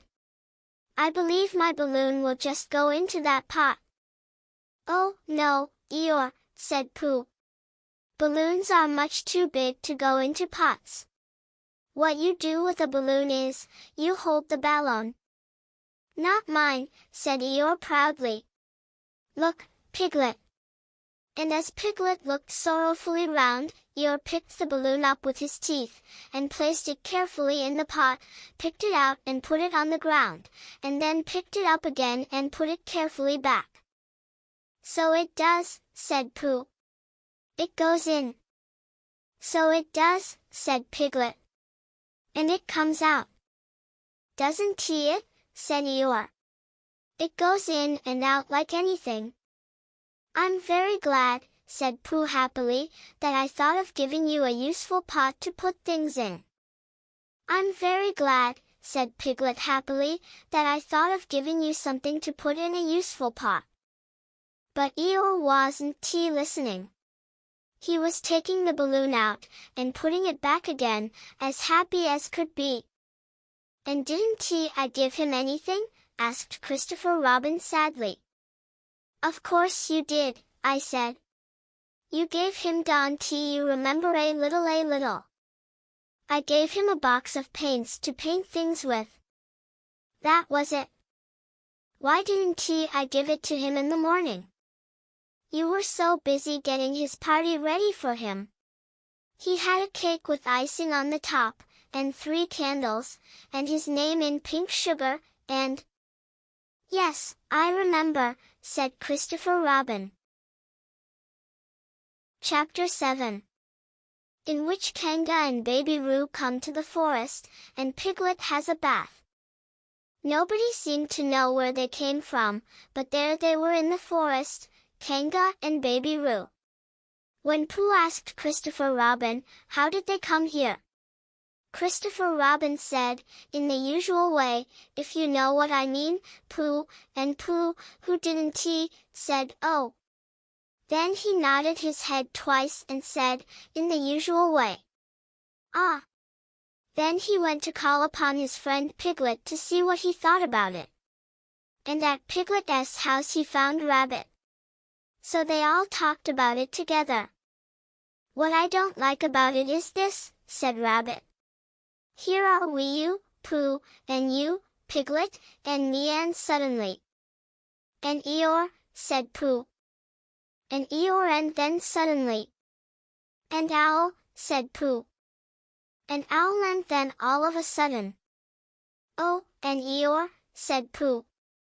I was forgetting him. Here we are, said Rabbit very slowly and carefully, all of us, and then, suddenly, we wake up one morning and, what do we find? We find a strange animal among us. An animal of whom we have never even heard before. An animal who carries her family about with her in her pocket. Suppose I carried my family about with me in my pocket, how many pockets should I want? 16, said Piglet. 17, isn't it, said Rabbit. And one more for a handkerchief, that's 18. 18 pockets in one suit. I haven't tea time. There was a long and thoughtful silence, and then Pooh, who had been frowning very hard for some minutes, said, I make it 15. What? Said Rabbit. 15. 15 what? Your family. What about them? Pooh rubbed his nose and said that he thought Rabbit had been talking about his family. Did I? Said Rabbit carelessly. Yes, you said. Never mind, Pooh, said Piglet impatiently. The question is, what are we to do about Kanga? Oh, I see, said Pooh. The best way, said Rabbit, would be this. The best way would be to steal Baby Roo and hide him, and then when Kanga says, "Where's Baby Roo?" we say, "Aha!" "Aha!" said Pooh, practicing. "Aha! Aha!" Of course, he went on, we could say aha, even if we hadn't stolen Baby Roo. Pooh, said Rabbit kindly, you haven't any brain. I know, said Pooh humbly. We say aha, so that Kanga knows that we know where Baby Roo is. Aha! Means we'll tell you where Baby Roo is, if you promise to go away from the forest and never come back. Now don't talk while I think. Pooh went into a corner and tried saying aha, in that sort of voice. Sometimes it seemed to him that it did mean what Rabbit said, and sometimes it seemed to him that it didn't. I suppose it's just practice, he thought. I wonder if Kanga will have to practice too so as to understand it. There's just one thing, said Piglet, fidgeting a bit. I was talking to Christopher Robin, and he said that a Kanga was generally regarded as one of the fiercer animals. I am not frightened of fierce animals in the ordinary way, but it is well known that, if one of the fiercer animals is deprived of its young, it becomes as fierce as two of the fiercer animals. In which case aha! Is perhaps a foolish thing to say. Piglet, said Rabbit, taking out a pencil, and licking the end of it, you haven't any pluck. It is hard to be brave, said Piglet, sniffing slightly, when you're only a very small animal. Rabbit, who had begun to write very busily, looked up and said, It is because you are a very small animal that you will be useful in the adventure before us. Piglet was so excited at the idea of being useful, that he forgot to be frightened any more, and when Rabbit went on to say that Kangas were only fierce during the winter months, being at other times of an affectionate disposition, he could hardly sit still, he was so eager to begin being useful at once. What about me? Said Pooh sadly. I suppose I shan't be useful? Never mind, Pooh, said Piglet comfortingly. Another time perhaps. Without Pooh, said Rabbit solemnly as he sharpened his pencil, the adventure would be impossible. Oh, said Piglet, and tried not to look disappointed. But Pooh went into a corner of the room and said proudly to himself, impossible without me. That sort of bear. Now listen all of you, said Rabbit when he had finished writing, and Pooh and Piglet sat listening very eagerly with their mouths open. This was what Rabbit read out. Plan to capture Baby Roo. 1. General remarks. Kanga runs faster than any of us, even me. 2. More general remarks. Kanga never takes her eye off Baby Roo, except when he is safely buttoned up in her pocket. 3. Therefore, if we are to capture Baby Roo, we must get a long start, because Kanga runs faster than any of us, even me. C1. 4. A thought. If Roo had jumped out of Kanga's pocket and Piglet had jumped in, Kanga wouldn't know the difference, because Piglet is a very small animal. 5. Like Roo. 6. But Kanga would have to be looking the other way first, so as not to see Piglet jumping in. 7. C2. 8. Another thought. But if Pooh was talking to her very excitedly, she might look the other way for a moment. 9. And then I could run away with Roo. 10. Quickly. 11. And Kanga wouldn't discover the difference until afterwards. Well, Rabbit read this out proudly, and for a little while after he had read it nobody said anything. And then Piglet, who had been opening and shutting his mouth without making any noise, managed to say very huskily. And afterwards? How do you mean? When Kanga does discover the difference. Then we all say aha. All 3 of us? Yes. Oh. Why, what is the trouble, Piglet? Nothing, said Piglet, as long as we all 3 say it. As long as we all 3 say it, said Piglet, I don't mind, he said, but I shouldn't care to say aha. By myself. It wouldn't sound nearly so well. By the way, he said, you are quite sure about what you said about the winter months? The winter months?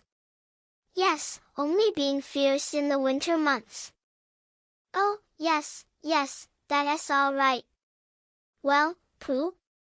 You see what you have to do? No, said Pooh Bear. Not yet, he said. What do I do?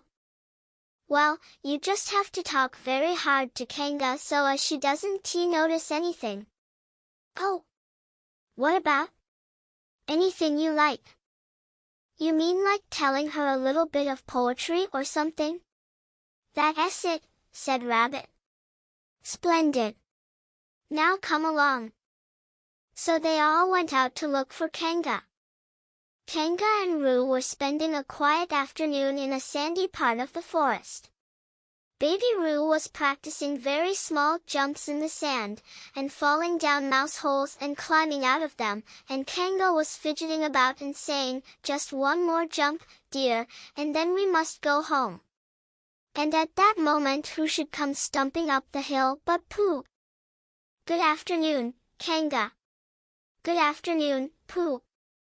Look at me jumping, squeaked Roo, and fell into another mouse hole. Hello, Roo, my little fellow. We were just going home, said Kanga. Good afternoon, Rabbit. Good afternoon, Piglet. Rabbit and Piglet, who had now come up from the other side of the hill, said, Good afternoon, and hello, Roo, and Roo asked them to look at him jumping, so they stayed and looked. And Kanga looked too. Oh, Kanga, said Pooh, after Rabbit had winked at him twice, I don't know if you are interested in poetry at all. Hardly at all, said Kanga. Oh, said Pooh. Roo, dear, just one more jump and then we must go home. There was a short silence while Roo fell down another mouse hole. Go on, said Rabbit in a loud whisper behind his paw. Talking of poetry, said Pooh, I made up a little piece as I was coming along. It went like this. Now let me see. Fancy, said Kanga. Now Roo, dear. You'll like this piece of poetry, said Rabbit. You'll love it, said Piglet. You must listen very carefully, said Rabbit. So as not to miss any of it, said Piglet. Oh, yes, said Kanga, but she still looked at Baby Roo. How did it go, Pooh? Said Rabbit. Pooh gave a little cough and began. Lines written by a bear of very little brain. On Monday, when the sun is hot, I wonder to myself a lot. Now is it true, or is it not? That what is which and which is what? On Tuesday, when it hails and snows, the feeling on me grows and grows, that hardly anybody knows if those are these or these are those. On Wednesday, when the sky is blue, and I have nothing else to do, I sometimes wonder if it's true that who is what and what is who. On Thursday, when it starts to freeze, and hoarfrost twinkles on the trees, how very readily one sees that these are whose but whose are these. On Friday. Yes, it is, isn't it, said Kanga, not waiting to hear what happened on Friday. Just one more jump, Roo, dear, and then we really must be going. Rabbit gave Pooh a hurrying up sort of nudge. Talking of poetry, said Pooh quickly, have you ever noticed that tree right over there? Where? Said Kanga. Now, Roo. Right over there, said Pooh, pointing behind Kanga's back. No, said Kanga. Now jump in, Roo, dear, and we'll go home. You ought to look at that tree right over there, said Rabbit. Shall I lift you in, Roo? And he picked up Roo in his paws. I can see a bird in it from here, said Pooh. Or is it a fish? You ought to see that bird from here, said Rabbit. Unless it's a fish. It isn't a fish, it's a bird, said Piglet. So it is, said Rabbit. Is it a starling or a blackbird? Said Pooh. That's the whole question, said Rabbit. Is it a blackbird or a starling? And then at last Kanga did turn her head to look.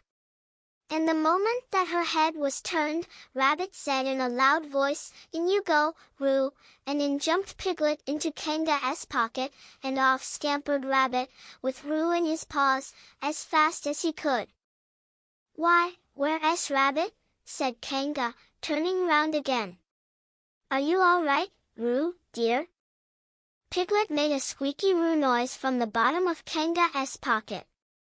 Rabbit had to go away, said Pooh.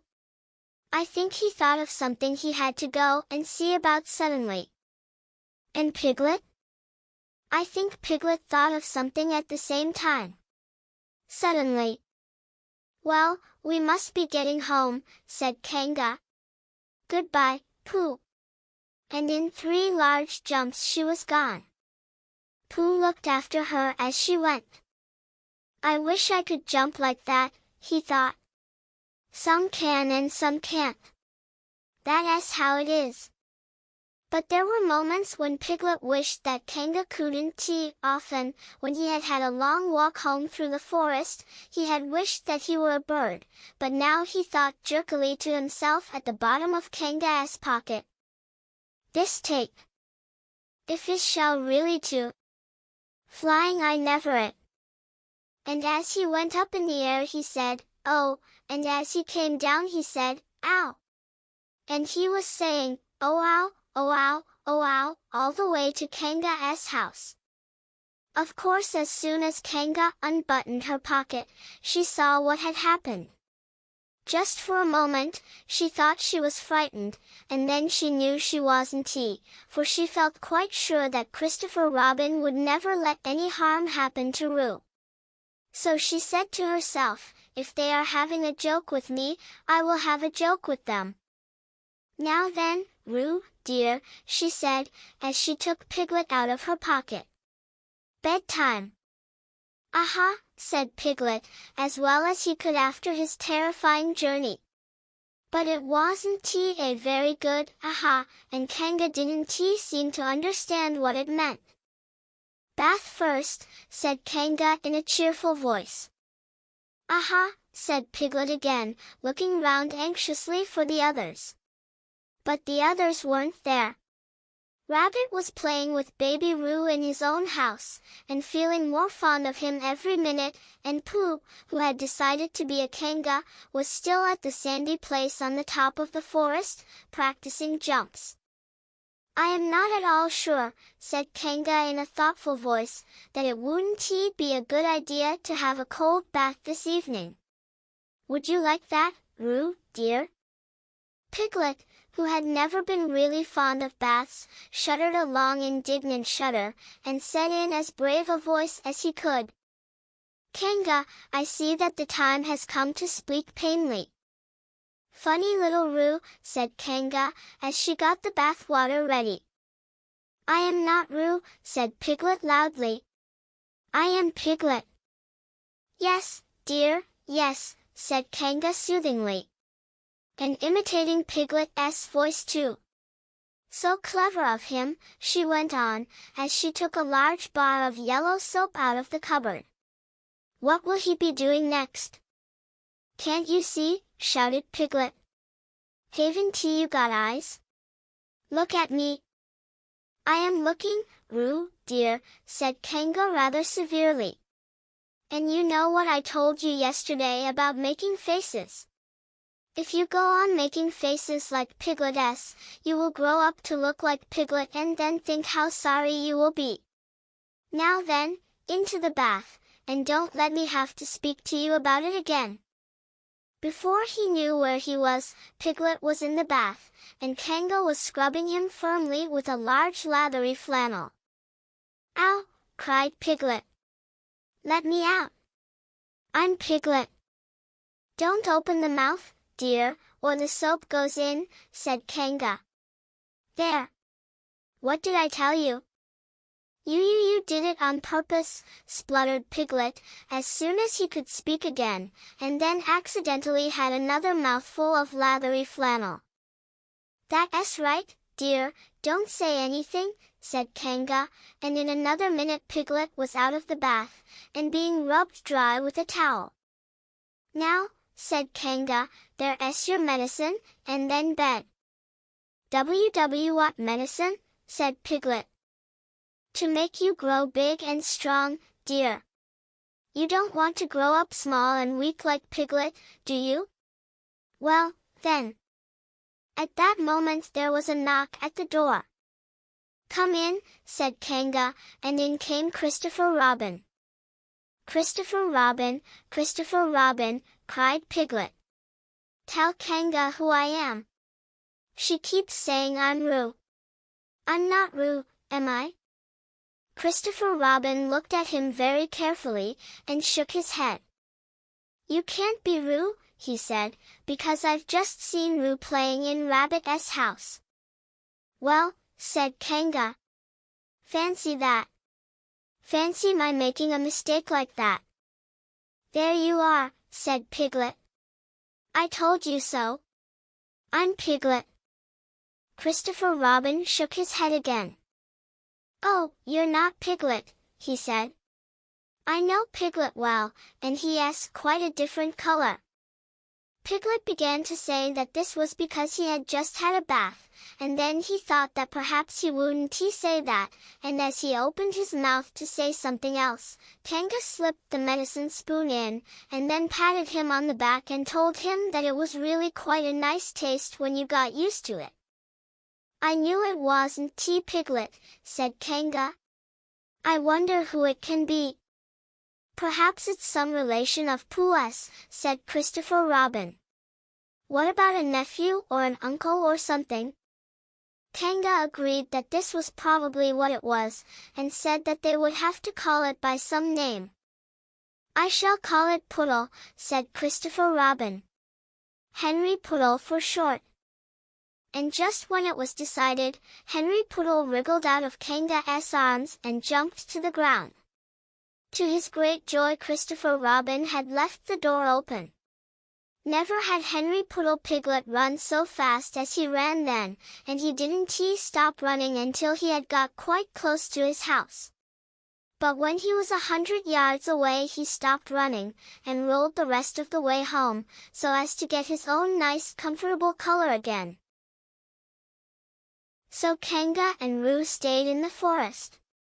And every Tuesday Roo spent the day with his great friend Rabbit, and every Tuesday Kanga spent the day with her great friend Pooh, teaching him to jump, and every Tuesday Piglet spent the day with his great friend Christopher Robin.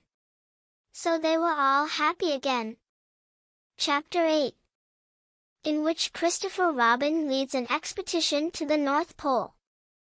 One fine day Pooh had stumped up to the top of the forest to see if his friend Christopher Robin was interested in bears at all. At breakfast that morning, a simple meal of marmalade spread lightly over a honeycomb or two, he had suddenly thought of a new song. It began like this. Sing ho!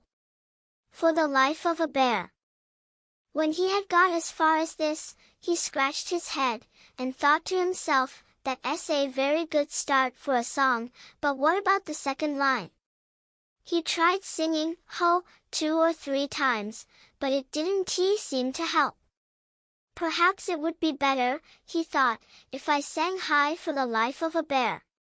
So he sang it, but it wasn't very well. Then, he said, I shall sing that first line twice, and perhaps if I sing it very quickly, I shall find myself singing the third and fourth lines before I have time to think of them, and that will be a good song.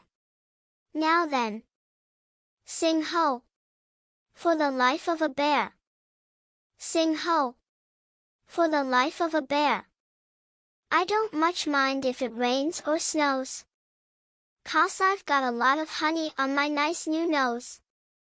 I don't much care if it snows or thaws, 'cause I've got a lot of honey on my nice clean paws. Sing ho! For a bear. Sing ho! For a Pooh. And I'll have a little something in an hour or two. He was so pleased with this song that he sang it all the way to the top of the forest, and if I go on singing it much longer, he thought, it will be time for the little something, and then the last line won't be true. So he turned it into a hum instead. Christopher Robin was sitting outside his door, putting on his big boots.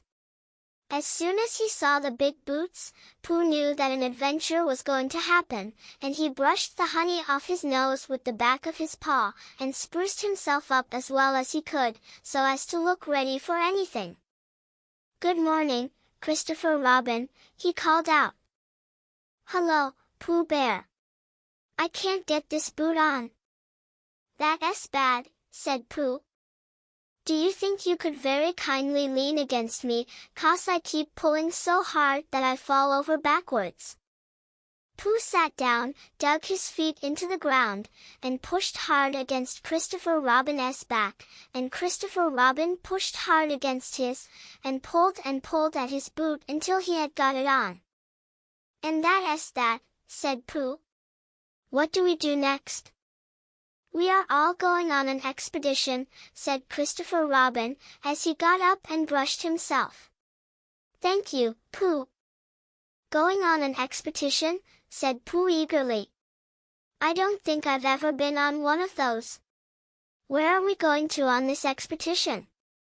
Expedition, silly old bear. It's got an X in it. Oh, said Pooh.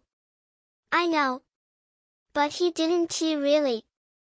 We're going to discover the North Pole. Oh, said Pooh again. What is the North Pole? He asked. It's just a thing you discover, said Christopher Robin carelessly, not being quite sure himself. Oh, I see, said Pooh. Are bears any good at discovering it? Of course they are. And Rabbit and Kanga and all of you. It's an expedition. That's what an expedition means. A long line of everybody. You'd better tell the others to get ready, while I see if my gun's all right. And we must all bring provisions. Bring what? Things to eat. Oh, said Pooh happily. I thought you said provisions. I'll go and tell them. And he stumped off. The first person he met was Rabbit. Hello, Rabbit, he said, is that you?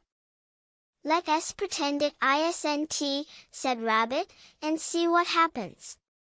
I've got a message for you. I'll give it to him. We're all going on an expedition with Christopher Robin. What is it when we're on it? A sort of boat, I think, said Pooh. Oh, that sort. Yes. And we're going to discover a pole or something. Or was it a mole? Anyhow, we're going to discover it. We are we? Said Rabbit. Yes. And we've got to bring things to eat with us. In case we want to eat them. Now I'm going down to Piglet's, tell Kanga, will you? He left Rabbit and hurried down to Piglet's house. The piglet was sitting on the ground at the door of his house blowing happily at a dandelion and wondering whether it would be this year, next year, sometime or never. He had just discovered that it would be never, and was trying to remember what it was, and hoping it wasn't anything nice, when Pooh came up. Oh! Piglet, said Pooh excitedly, we're going on an expedition, all of us, with things to eat. To discover something. To discover what? Said Piglet anxiously. Oh! Just something. Nothing fierce. Christopher Robin didn't say anything about fierce. He just said it had an X. It isn't their necks I mind, said Piglet earnestly. It's their teeth. But if Christopher Robin is coming I don't mind anything. In a little while they were already at the top of the forest, and the expedition started.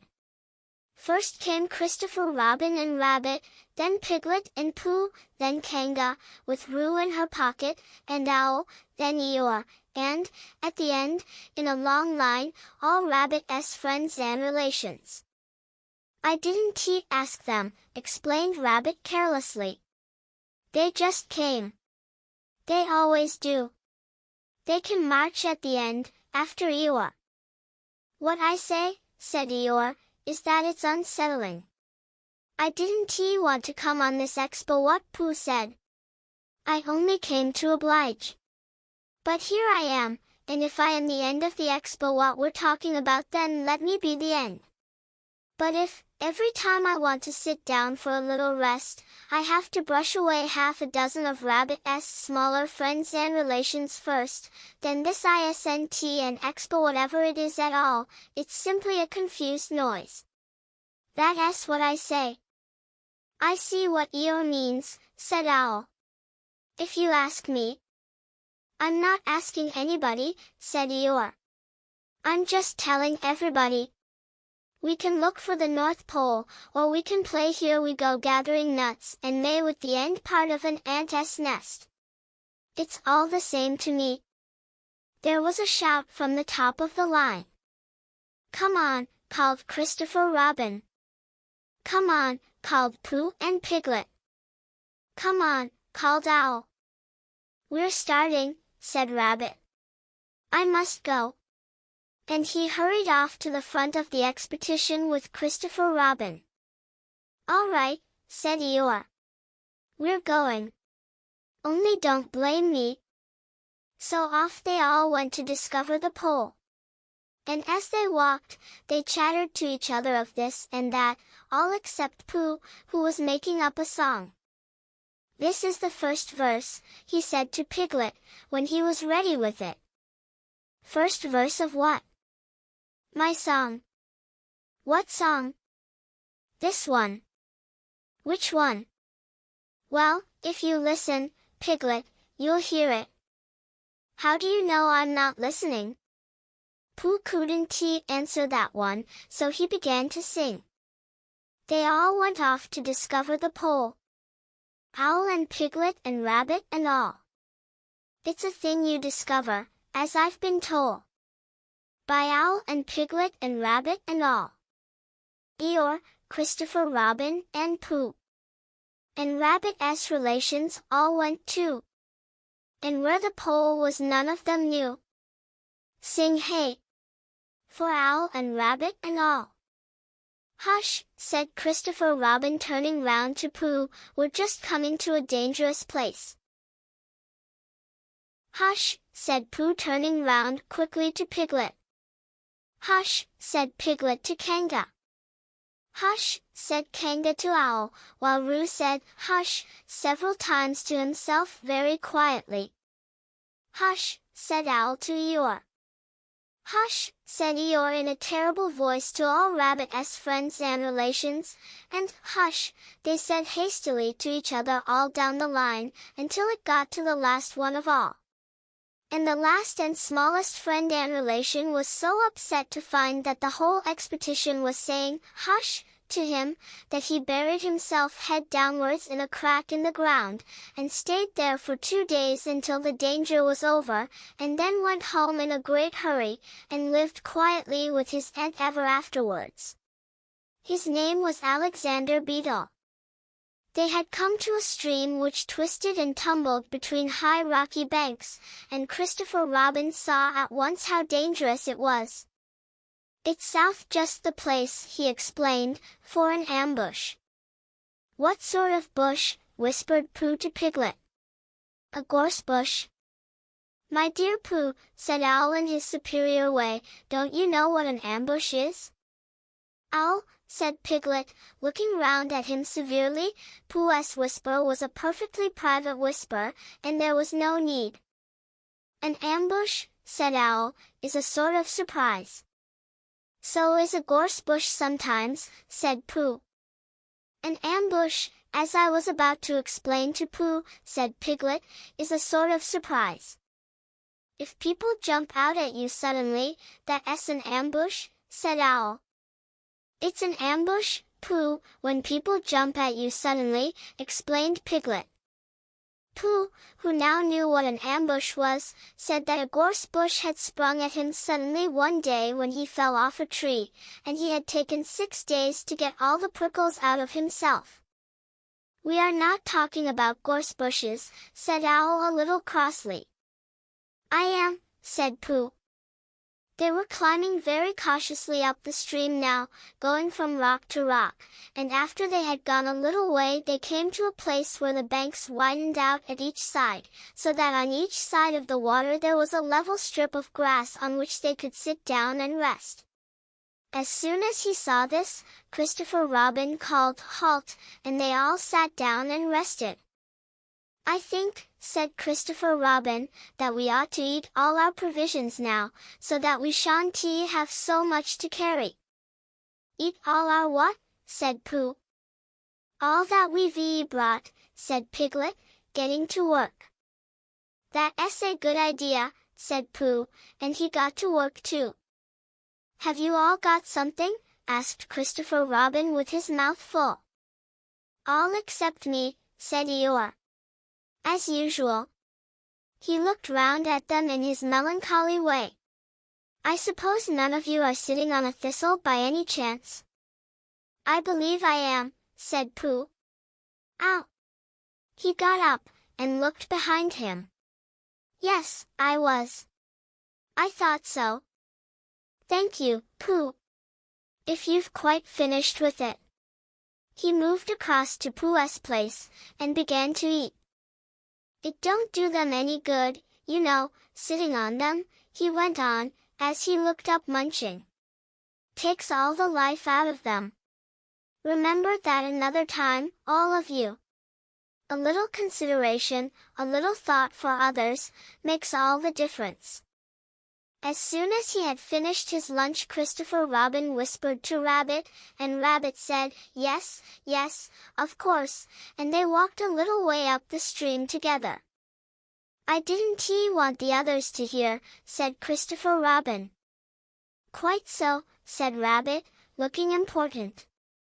Yes, I wondered it as only Rabbit, I suppose you don't know, what does the North Pole look like? Well, said Rabbit, stroking his whiskers. Now you're asking me. I did know once, only I've sort of forgotten, said Christopher Robin carelessly. It's a funny thing, said Rabbit, but I've sort of forgotten too, although I did know once. I suppose it's just a pole stuck in the ground? Sure to be a pole, said Rabbit, because of calling it a pole, and if it's a pole, well, I should think it would be sticking in the ground, shouldn't you, because there'd be nowhere else to stick it. Yes, that's what I thought. The only thing, said Rabbit, is, where is it sticking? That's what we're looking for, said Christopher Robin. They went back to the others. Piglet was lying on his back, sleeping peacefully. Roo was washing his face and paws in the stream, while Kanga explained to everybody proudly that this was the first time he had ever washed his face himself, and Owl was telling Kanga an interesting anecdote full of long words like encyclopedia and rhododendron to which Kanga wasn't listening. I don't hold with all this washing, grumbled Eeyore. This modern behind-the-ears nonsense. What do you think, Pooh? Well, said Pooh, I think. But we shall never know what Pooh thought, for there came a sudden squeak from Roo, a splash, and a loud cry of alarm from Kanga. So much for washing, said Eeyore. Roo has fallen in, cried Rabbit, and he and Christopher Robin came rushing down to the rescue. Look at me swimming, squeaked Roo from the middle of his pool, and was hurried down a waterfall into the next pool. Are you all right, Roo dear? Called Kanga anxiously. Yes, said Roo. Look at me SW, and down he went over the next waterfall into another pool. Everybody was doing something to help. Piglet, wide awake suddenly, was jumping up and down and making, "Ooh, I say," noises. Owl was explaining that in a case of sudden and temporary immersion the important thing was to keep the head above water. Kanga was jumping along the bank, saying, "Are you sure you're all right, Roo dear?" To which Roo, from whatever pool he was in at the moment, was answering, "Look at me swimming." Eeyore had turned round and hung his tail over the first pool into which Roo fell, and with his back to the accident was grumbling quietly to himself, and saying, "All this washing, but catch on to my tail, little Roo, and you'll be all right," and Christopher Robin and Rabbit came hurrying past Eeyore, and were calling out to the others in front of them. "All right, Roo, I'm coming," called Christopher Robin. "Get something across the stream lower down, some of you fellows," called Rabbit. But Pooh was getting something. 2 pools below Roo he was standing with a long pole in his paws, and Kanga came up and took one end of it, and between them they held it across the lower part of the pool, and Roo, still bubbling proudly, "Look at me swimming," drifted up against it, and climbed out. "Did you see me swimming?" squeaked Roo excitedly, while Kanga scolded him and rubbed him down. "Pooh, did you see me swimming?" "That's called swimming, what I was doing." "Rabbit, did you see what I was doing?" "Swimming." "Hello, Piglet." "I say, Piglet. What do you think I was doing?" "Swimming." "Christopher Robin, did you see me?" But Christopher Robin wasn't listening. He was looking at Pooh. "Pooh," he said, "where did you find that pole?" Pooh looked at the pole in his hands. "I just found it," he said. "I thought it ought to be useful. I just picked it up." "Pooh," said Christopher Robin solemnly, "the expedition is over. You have found the North Pole." "Oh," said Pooh. Eeyore was sitting with his tail in the water when they all got back to him. "Tell Roo to be quick, somebody," he said. "My tail's getting cold. I don't want to mention it, but I just mention it. I don't want to complain, but there it is. My tail's cold." "Here I am," squeaked Roo. "Oh, there you are. Did you see me swimming?" Eeyore took his tail out of the water, and swished it from side to side. "As I expected," he said. "Lost all feeling. Numbed it. That's what it's done. Numbed it. Well, As long as nobody minds, I suppose it's all right. Poor old Eeyore. I'll dry it for you, said Christopher Robin, and he took out his handkerchief and rubbed it up. Thank you, Christopher Robin. You're the only one who seems to understand about tails. They don't think that's what's the matter with some of these others. They've no imagination. A tail isn't a tail to them, it's just a little bit extra at the back.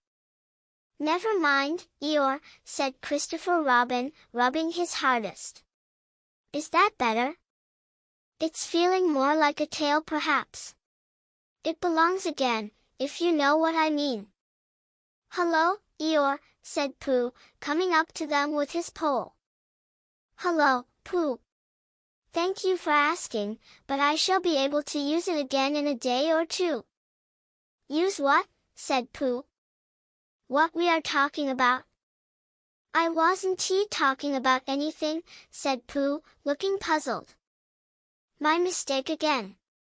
I thought you were saying how sorry you were about my tail being all numb, and could you do anything to help? No, said Pooh.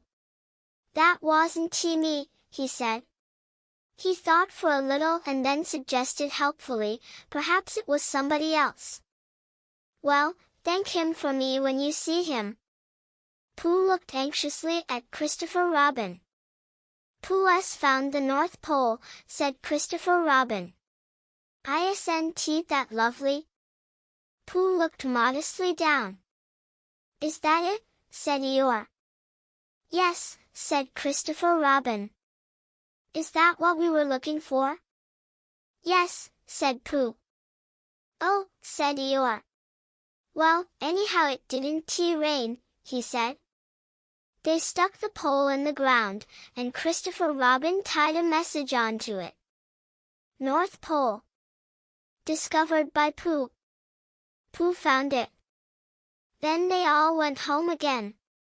And I think, but I am not quite sure, that Roo had a hot bath and went straight to bed. But Pooh went back to his own house, and feeling very proud of what he had done, had a little something to revive himself. Chapter 9. In which Piglet is entirely surrounded by water. It rained and it rained and it rained. Piglet told himself that never in all his life, and he was goodness knows how old, 3, was it, or 4, never had he seen so much rain. Days and days and days. If only, he thought, as he looked out of the window, I had been in Pooh's house, or Christopher Robin's house, or Rabbit's house when it began to rain, then I should have had company all this time, instead of being here all alone, with nothing to do except wonder when it will stop. And he imagined himself with Pooh, saying, Did you ever see such rain, Pooh? And Pooh saying, Isn't it awful, Piglet? And Piglet saying, I wonder how it is over Christopher Robin's way, and Pooh saying, I should think poor old Rabbit is about flooded out by this time. It would have been jolly to talk like this, and really, it wasn't much good having anything exciting like floods, if you couldn't share them with somebody. For it was rather exciting. The little dry ditches in which Piglet had nosed about so often had become streams, the little streams across which he had splashed were rivers, and the river, between whose steep banks they had played so happily, had sprawled out of its own bed and was taking up so much room everywhere, that Piglet was beginning to wonder whether it would be coming into his bed soon. It's a little anxious, he said to himself, to be a very small animal entirely surrounded by water. Christopher Robin and Pooh could escape by climbing trees, and Kanga could escape by jumping, and Rabbit could escape by burrowing, and Owl could escape by flying, and Eeyore could escape by making a loud noise until rescued, and here am I, surrounded by water and I can't do anything. It went on raining, and every day the water got a little higher, until now it was nearly up to Piglet's window, and still he hadn't done anything. There's Pooh, he thought to himself. Pooh hasn't he much brain, but he never comes to any harm. He does silly things and they turn out right. There's Owl. Owl hasn't he exactly got brain, but he knows things. He would know the right thing to do when surrounded by water.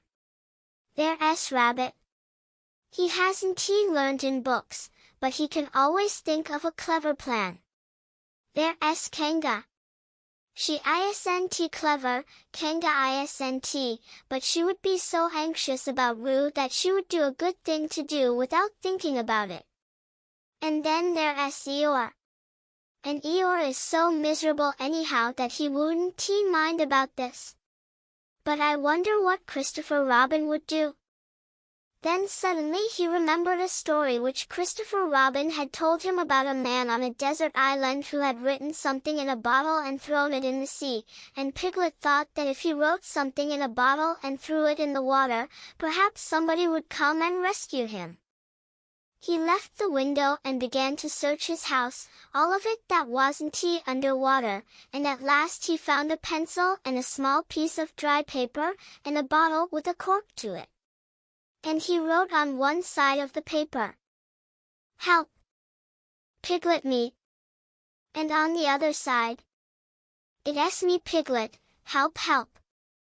Then he put the paper in the bottle, and he corked the bottle up as tightly as he could, and he leant out of his window as far as he could lean without falling in, and he threw the bottle as far as he could throw Splash, and in a little while it bobbed up again on the water, and he watched it floating slowly away in the distance, until his eyes ached with looking, and sometimes he thought it was the bottle, and sometimes he thought it was just a ripple on the water which he was following, and then suddenly he knew that he would never see it again and that he had done all that he could do to save himself.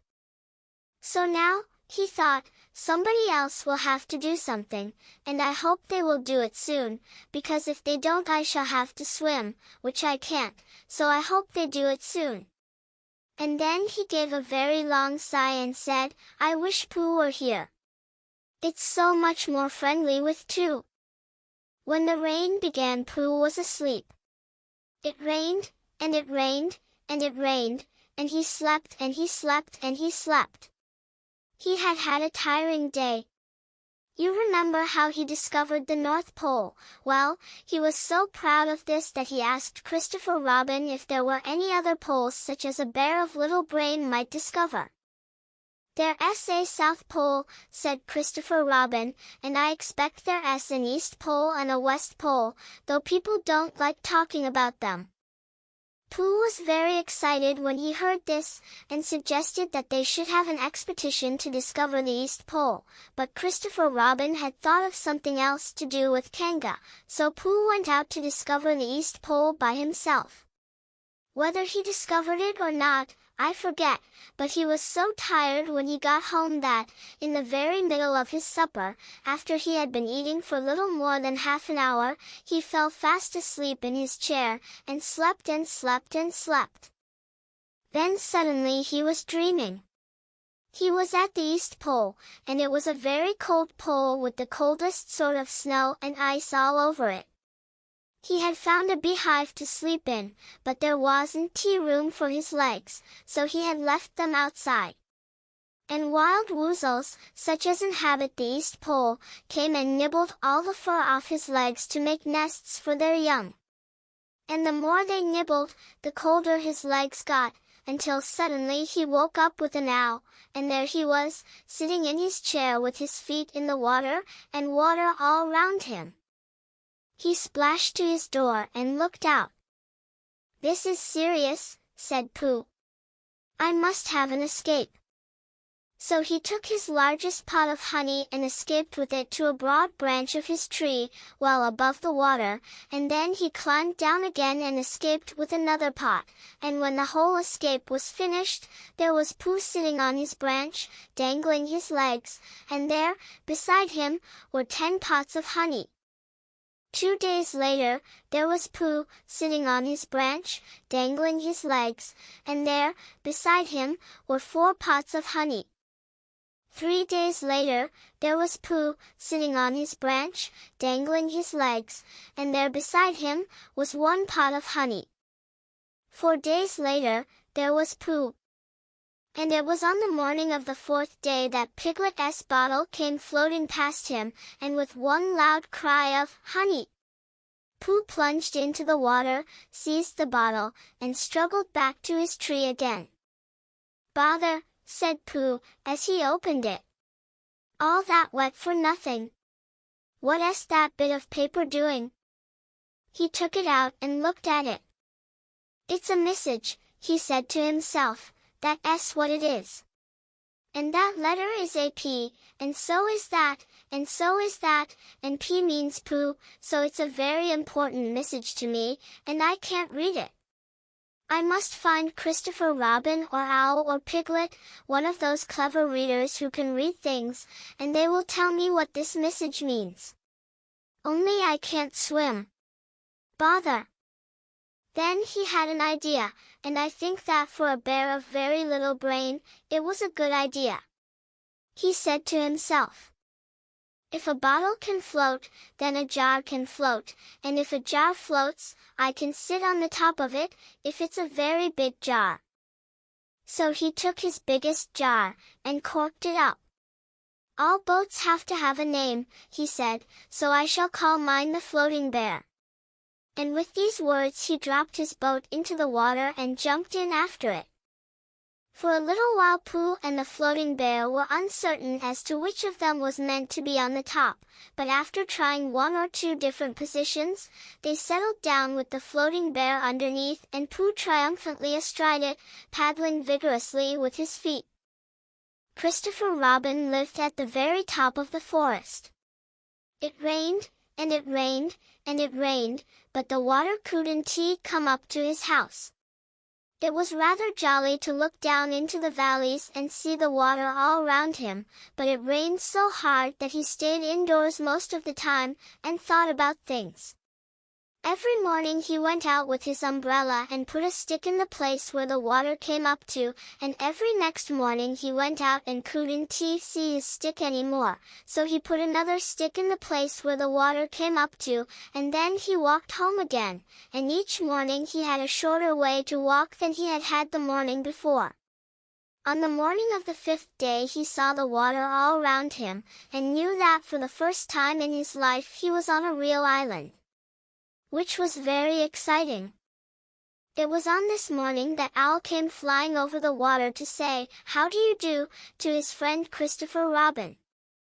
"I say, Owl," said Christopher Robin, "isn't this fun? I'm on an island. The atmospheric conditions have been very unfavorable lately," said Owl. "The what?" "It has been raining," explained Owl. "Yes," said Christopher Robin. "It has. The flood level has reached an unprecedented height." "The who?" "There's a lot of water about," explained Owl. "Yes," said Christopher Robin, "there is. However, the prospects are rapidly becoming more favorable. At any moment." "Have you seen Pooh?" "No. At any moment." "I hope he's all right," said Christopher Robin. "I've been wondering about him. I expect Piglet's with him. Do you think they're all right, Owl?" "I expect so. You see, at any moment. Do go and see, Owl. Because Pooh hasn't got very much brain, and he might do something silly, and I do love him so, Owl. Do you see, Owl?" "That's all right," said Owl. "I'll go back directly." And he flew off. In a little while he was back again. "Pooh isn't there," he said. "Not there. Has been there. He's been sitting on a branch of his tree outside his house with 9 pots of honey. But he isn't there now." "Oh, Pooh!" cried Christopher Robin. "Where are you?" "Here I am," said a growly voice behind him. "Pooh! They rushed into each other's arms. "How did you get here, Pooh?" asked Christopher Robin, when he was ready to talk again. "On my boat," said Pooh proudly. "I had a very important message sent me in a bottle, and owing to having got some water in my eyes, I couldn't read it, so I brought it to you. On my boat." With these proud words he gave Christopher Robin the message. "But it's from Piglet," cried Christopher Robin when he had read it. "Isn't there anything about Pooh in it?" asked Bear, looking over his shoulder. Christopher Robin read the message aloud. "Oh, are those P.S. piglets? I thought they were Pooh's. We must rescue him at once.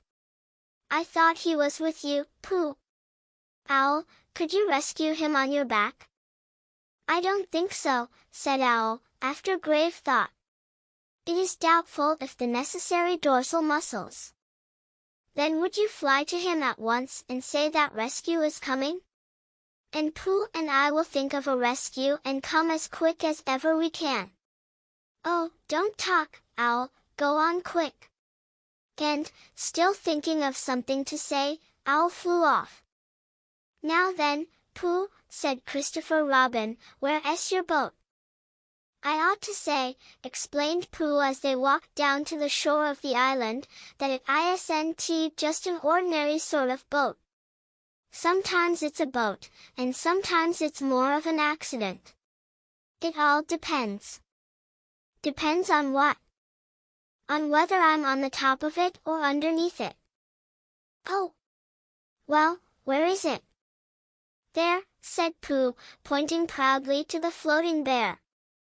It wasn't what Christopher Robin expected, and the more he looked at it, the more he thought what a brave and clever bear Pooh was, and the more Christopher Robin thought this, the more Pooh looked modestly down his nose and tried to pretend he wasn't. "But it's too small for two of us," said Christopher Robin sadly. "Three of us with Piglet. That makes it smaller still. Oh, Pooh Bear, what shall we do?" And then this bear, Pooh Bear, Winnie the Pooh, FOP friend of Piglet's, RC Rabbit's companion, PD Pole discoverer, EC and TF Eeyore's comforter and tail finder. In fact, Pooh himself said something so clever that Christopher Robin could only look at him with mouth open and eyes staring, wondering if this was really the bear of very little brain whom he had known and loved so long. "We might go in your umbrella," said Pooh. "We might go in your umbrella," said Pooh. "We might go in your umbrella," said Pooh. For suddenly Christopher Robin saw that they might. He opened his umbrella and put it point downwards in the water. It floated but wobbled.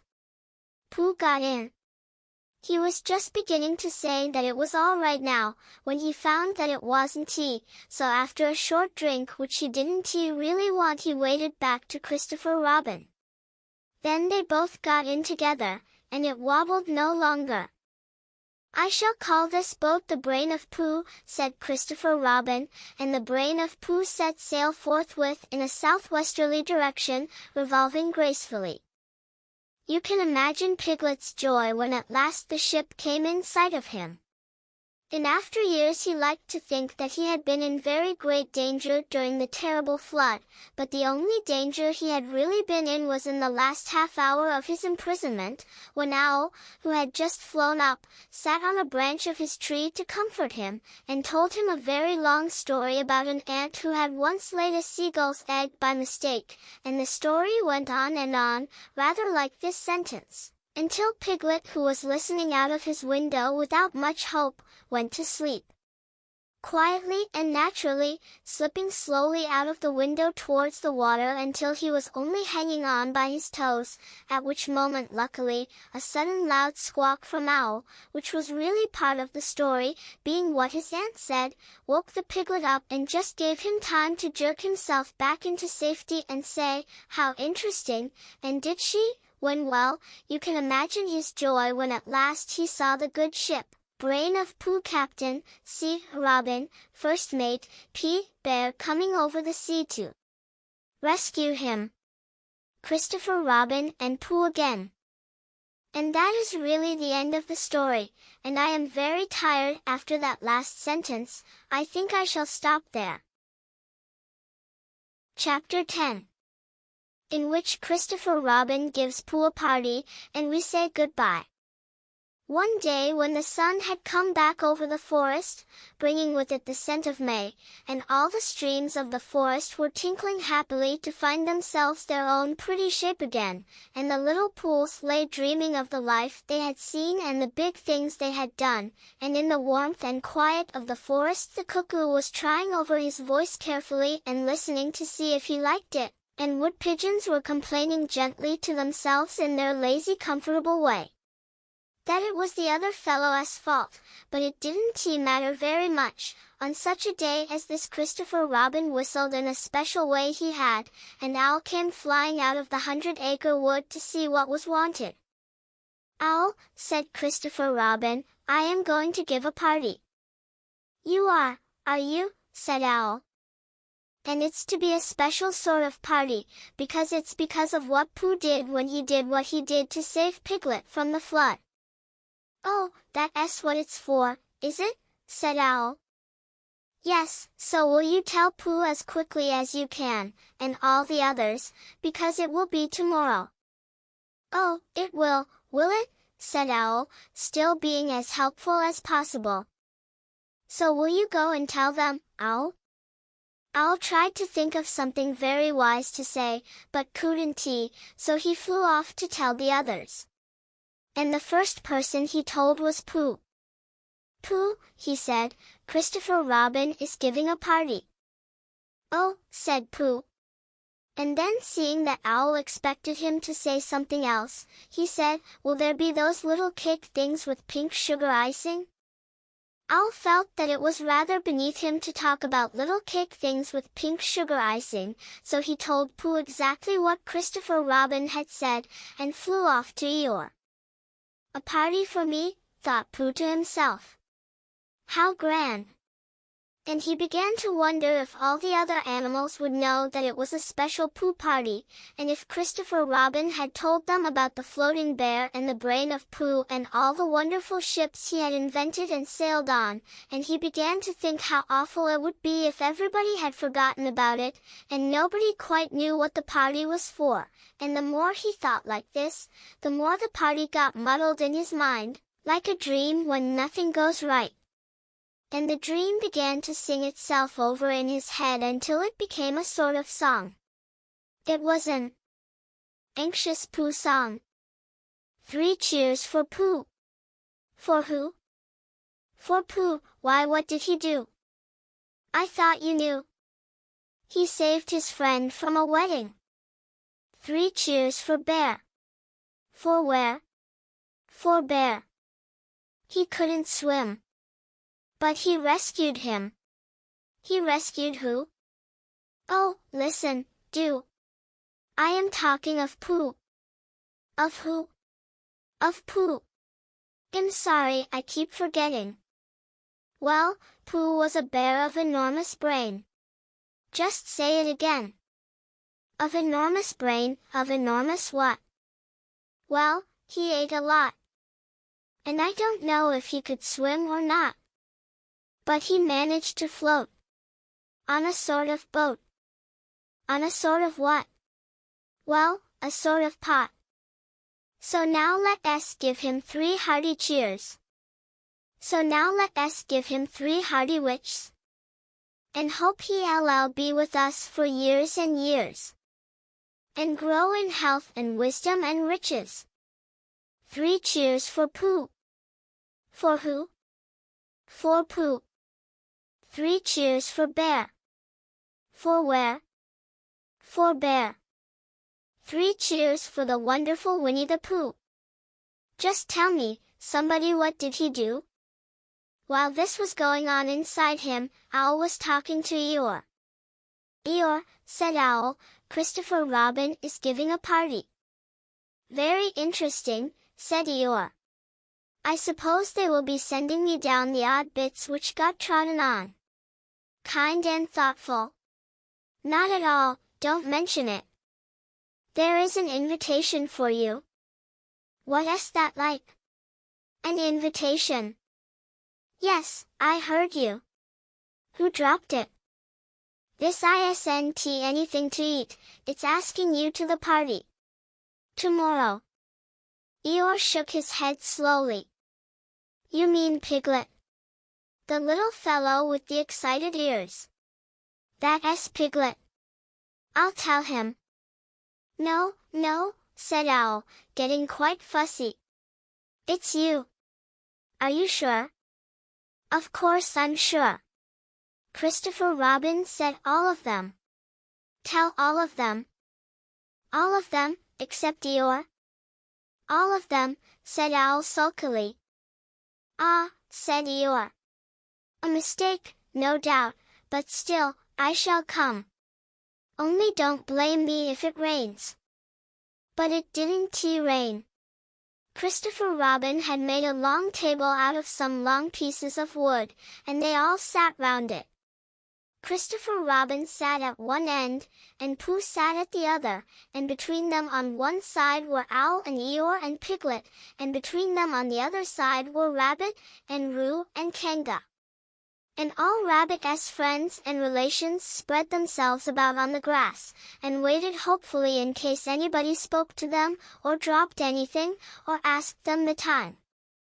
It was the first party to which Roo had ever been, and he was very excited. As soon as ever they had sat down he began to talk. Hello, Pooh, he squeaked. Hello, Roo, said Pooh. Roo jumped up and down in his seat for a little while and then began again. Hello, Piglet, he squeaked. Piglet waved a paw at him, being too busy to say anything. Hello, Eeyore, said Roo. Eeyore nodded gloomily at him. It will rain soon, you see if it doesn't, he said. Roo looked to see if it didn't, and it didn't, so he said, Hello, Owl. And Owl said, Hello, my little fellow, in a kindly way, and went on telling Christopher Robin about an accident which had nearly happened to a friend of his whom Christopher Robin didn't know, and Kanga said to Roo, Drink up your milk first, dear, and talk afterwards. So Roo, who was drinking his milk, tried to say that he could do both at once, and had to be patted on the back and dried for quite a long time afterwards. When they had all nearly eaten enough, Christopher Robin banged on the table with his spoon, and everybody stopped talking and was very silent, except Roo, who was just finishing a loud attack of hiccups and trying to look as if it was one of Rabbit's relations. This party, said Christopher Robin, is a party because of what someone did, and we all know who it was, and it's his party, because of what he did, and I've got a present for him and here it is. Then he felt about a little and whispered, Where is it? While he was looking, Eeyore coughed in an impressive way and began to speak. Friends, he said, including oddments, it is a great pleasure, or perhaps I had better say it has been a pleasure so far, to see you at my party. What I did was nothing. Any of you except Rabbit and Owl and Kanga would have done the same. Oh, and Pooh. My remarks do not, of course, apply to Piglet and Roo, because they are too small. Any of you would have done the same. But it just happened to be me. It was not, I need hardly say, with an idea of getting what Christopher Robin is looking for now, and he put his front leg to his mouth and said in a loud whisper, Try under the table, that I did what I did, but because I feel that we should all do what we can to help. I feel that we should all. Hop, said Roo accidentally. Roo, dear, said Kanga reproachfully. Was it me? Asked Roo, a little surprised. What is Eeyore talking about?